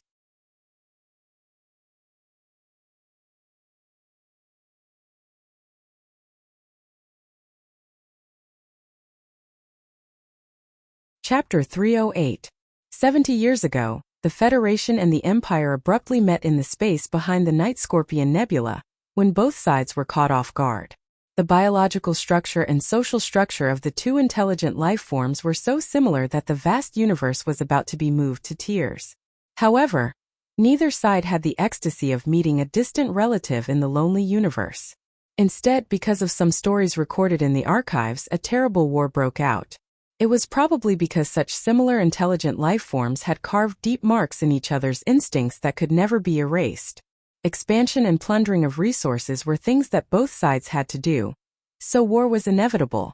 At the end of the last constitutional era, when the two sides met for the first time, the Federation had a considerable advantage in terms of technology, economic strength, and military resources. However, the Empire's strict, centralized, and hierarchical society erupted with powerful combat ability when faced with the Federation. Countless warriors of the Empire's inferior races, completely forgetting the injustice and oppression they once suffered in their homeland, howled, waved the weapons in their hands, and rode on crudely made spaceships.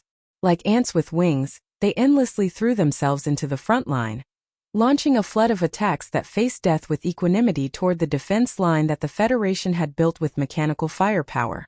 The Empire had the advantage in population, and the Empire's warriors were not afraid of death. As long as the Emperor in the palace gave the order, countless people would be willing to shed their blood for him. In the cruel war, the ever-rising number of casualties was like a curse that struck the heart of every Federation citizen, because those were their family, children, brothers, and partners. The Federation could not be like the Empire, watching their children die in those distant corners of the universe while still fanatically waving the flag of the royal family, crying and shouting that they would be loyal to His Majesty to the death. It should be known that in this universe, the Federation was like a lonely rich family. They would never look at those pitiful and despicable distant relatives hiding in the Bermuda star system. Among the stars, they were only worried about the turbulence of cosmic rays, meteorites, and the savage creatures that occasionally appeared on the resource planets. There were no truly powerful enemies. After tens of thousands of years, the Federation had gotten used to peace and naturally did not keep too many troops. Therefore, when the Federation discovered that countless cruel and powerful enemies had suddenly appeared on the other side of the universe, they actually could not react in time. Therefore, in the first phase of the war, after the Federation's expeditionary army broke through the Night Scorpion Nebula, they were routed by the Empire's army and retreated to the Westwoods Nebula.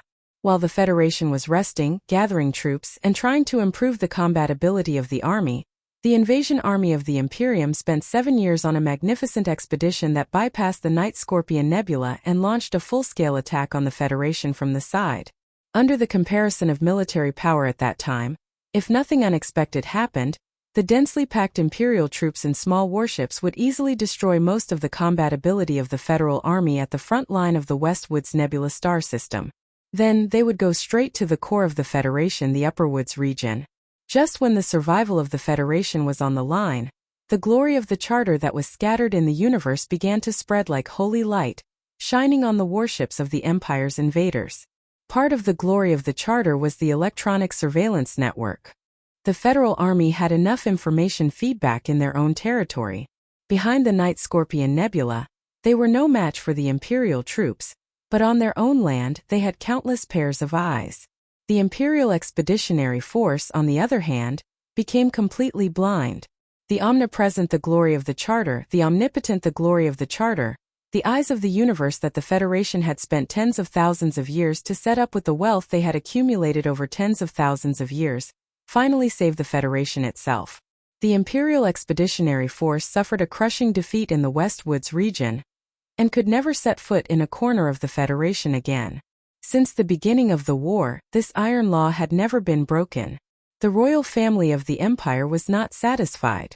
After countless expeditions, and after millions of elite troops perished in the universe at the edge of the Westwoods region, the Emperor had to admit that as long as the Federation's the glory of the Charter still existed, no matter whether it was a direct attack or a secret infiltration, it would only make his subjects bleed incessantly without gaining any benefits. At that time, a minister suggested that the Emperor start the seed plan. Only a few people in the upper echelons of the Empire knew about this plan.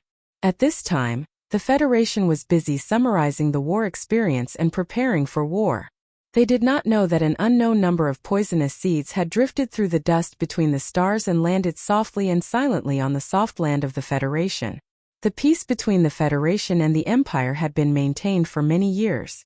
The Federal Army, which had grown rapidly in the War of Blood and Fire, had been preparing for a long time.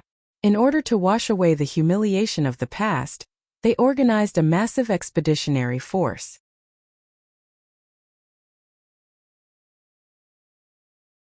Two forces passed through the space channel of the Night Scorpion Nebula and Gary Corridor, invading the periphery of the Empire and breaking into the heartland of the Empire. However, the Federation underestimated the Empire's ability to withstand war.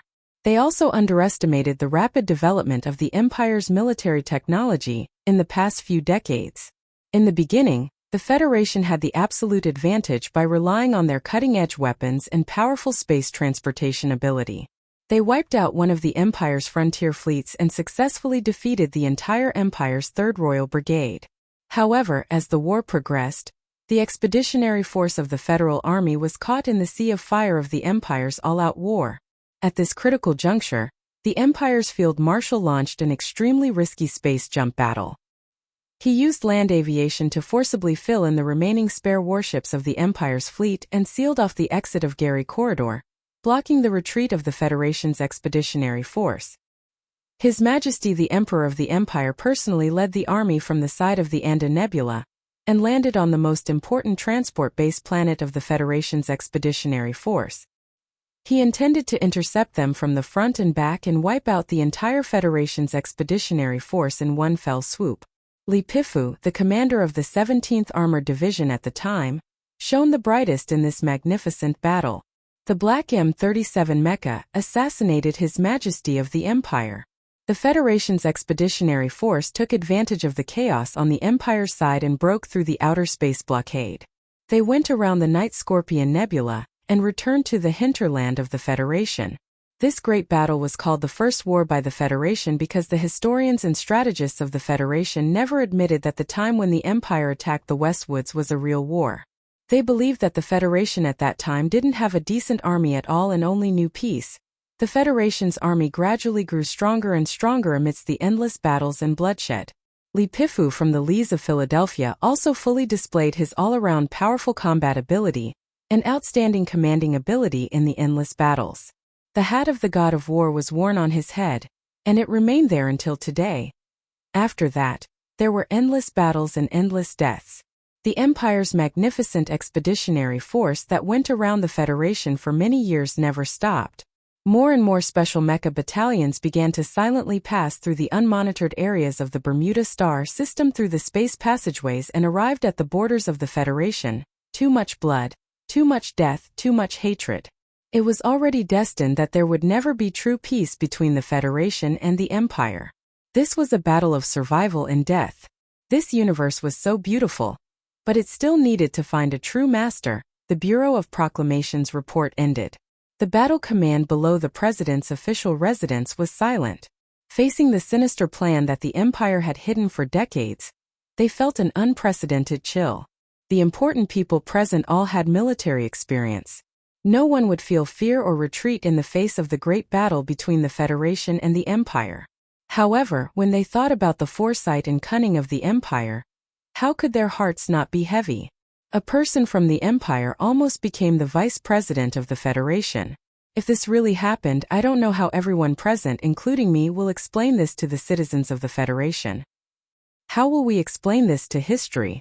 The dark-skinned President Pabre looked at the high-ranking officials and generals in the command center and said in a deep voice, regarding the Macklin case, if the Parliament Hill and the Ministry of Justice had continued to investigate, even if they couldn't expose the Empire's plan, the situation wouldn't have become so dangerous. He only raised his voice slightly.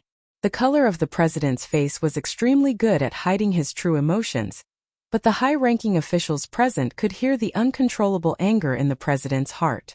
It had only been 5 months since he officially took office, but this president, who was born in the lowest rung of society, had already successfully obtained the trust and loyalty of most of the powerful people in the government. Although the Federation Society was still in an uproar because of Macklin's death, President Pabre was still able to obtain more than 60% of the public's support. In the words of political scholars, President Pabre was different from his predecessors. He was a typical strong president. At that time, if the investigation had continued, the public's reaction to Macklin's death would have been much calmer. President Pabre frowned and looked at the advisors and generals in the conference room. He said in a cold voice, "I just signed an order to cancel all of Nan's authority in the government." Hearing this, the high-ranking officials around the desk were frightened. Nan, the former Minister of Justice in the cabinet, was responsible for the investigation of the Macklin case. However, when Macklin was about to be brought to justice, he was forced to announce the termination of the investigation because of the disappearance of an important witness of the anti-government army. He resigned in dejection. Many of the important people present knew that the former minister and I had a close relationship with a certain lady. Whether it was the beginning or the end of the Macklin case, the shadow of that lady was behind it. In fact, that lady did this for President Pabre's final victory in the election.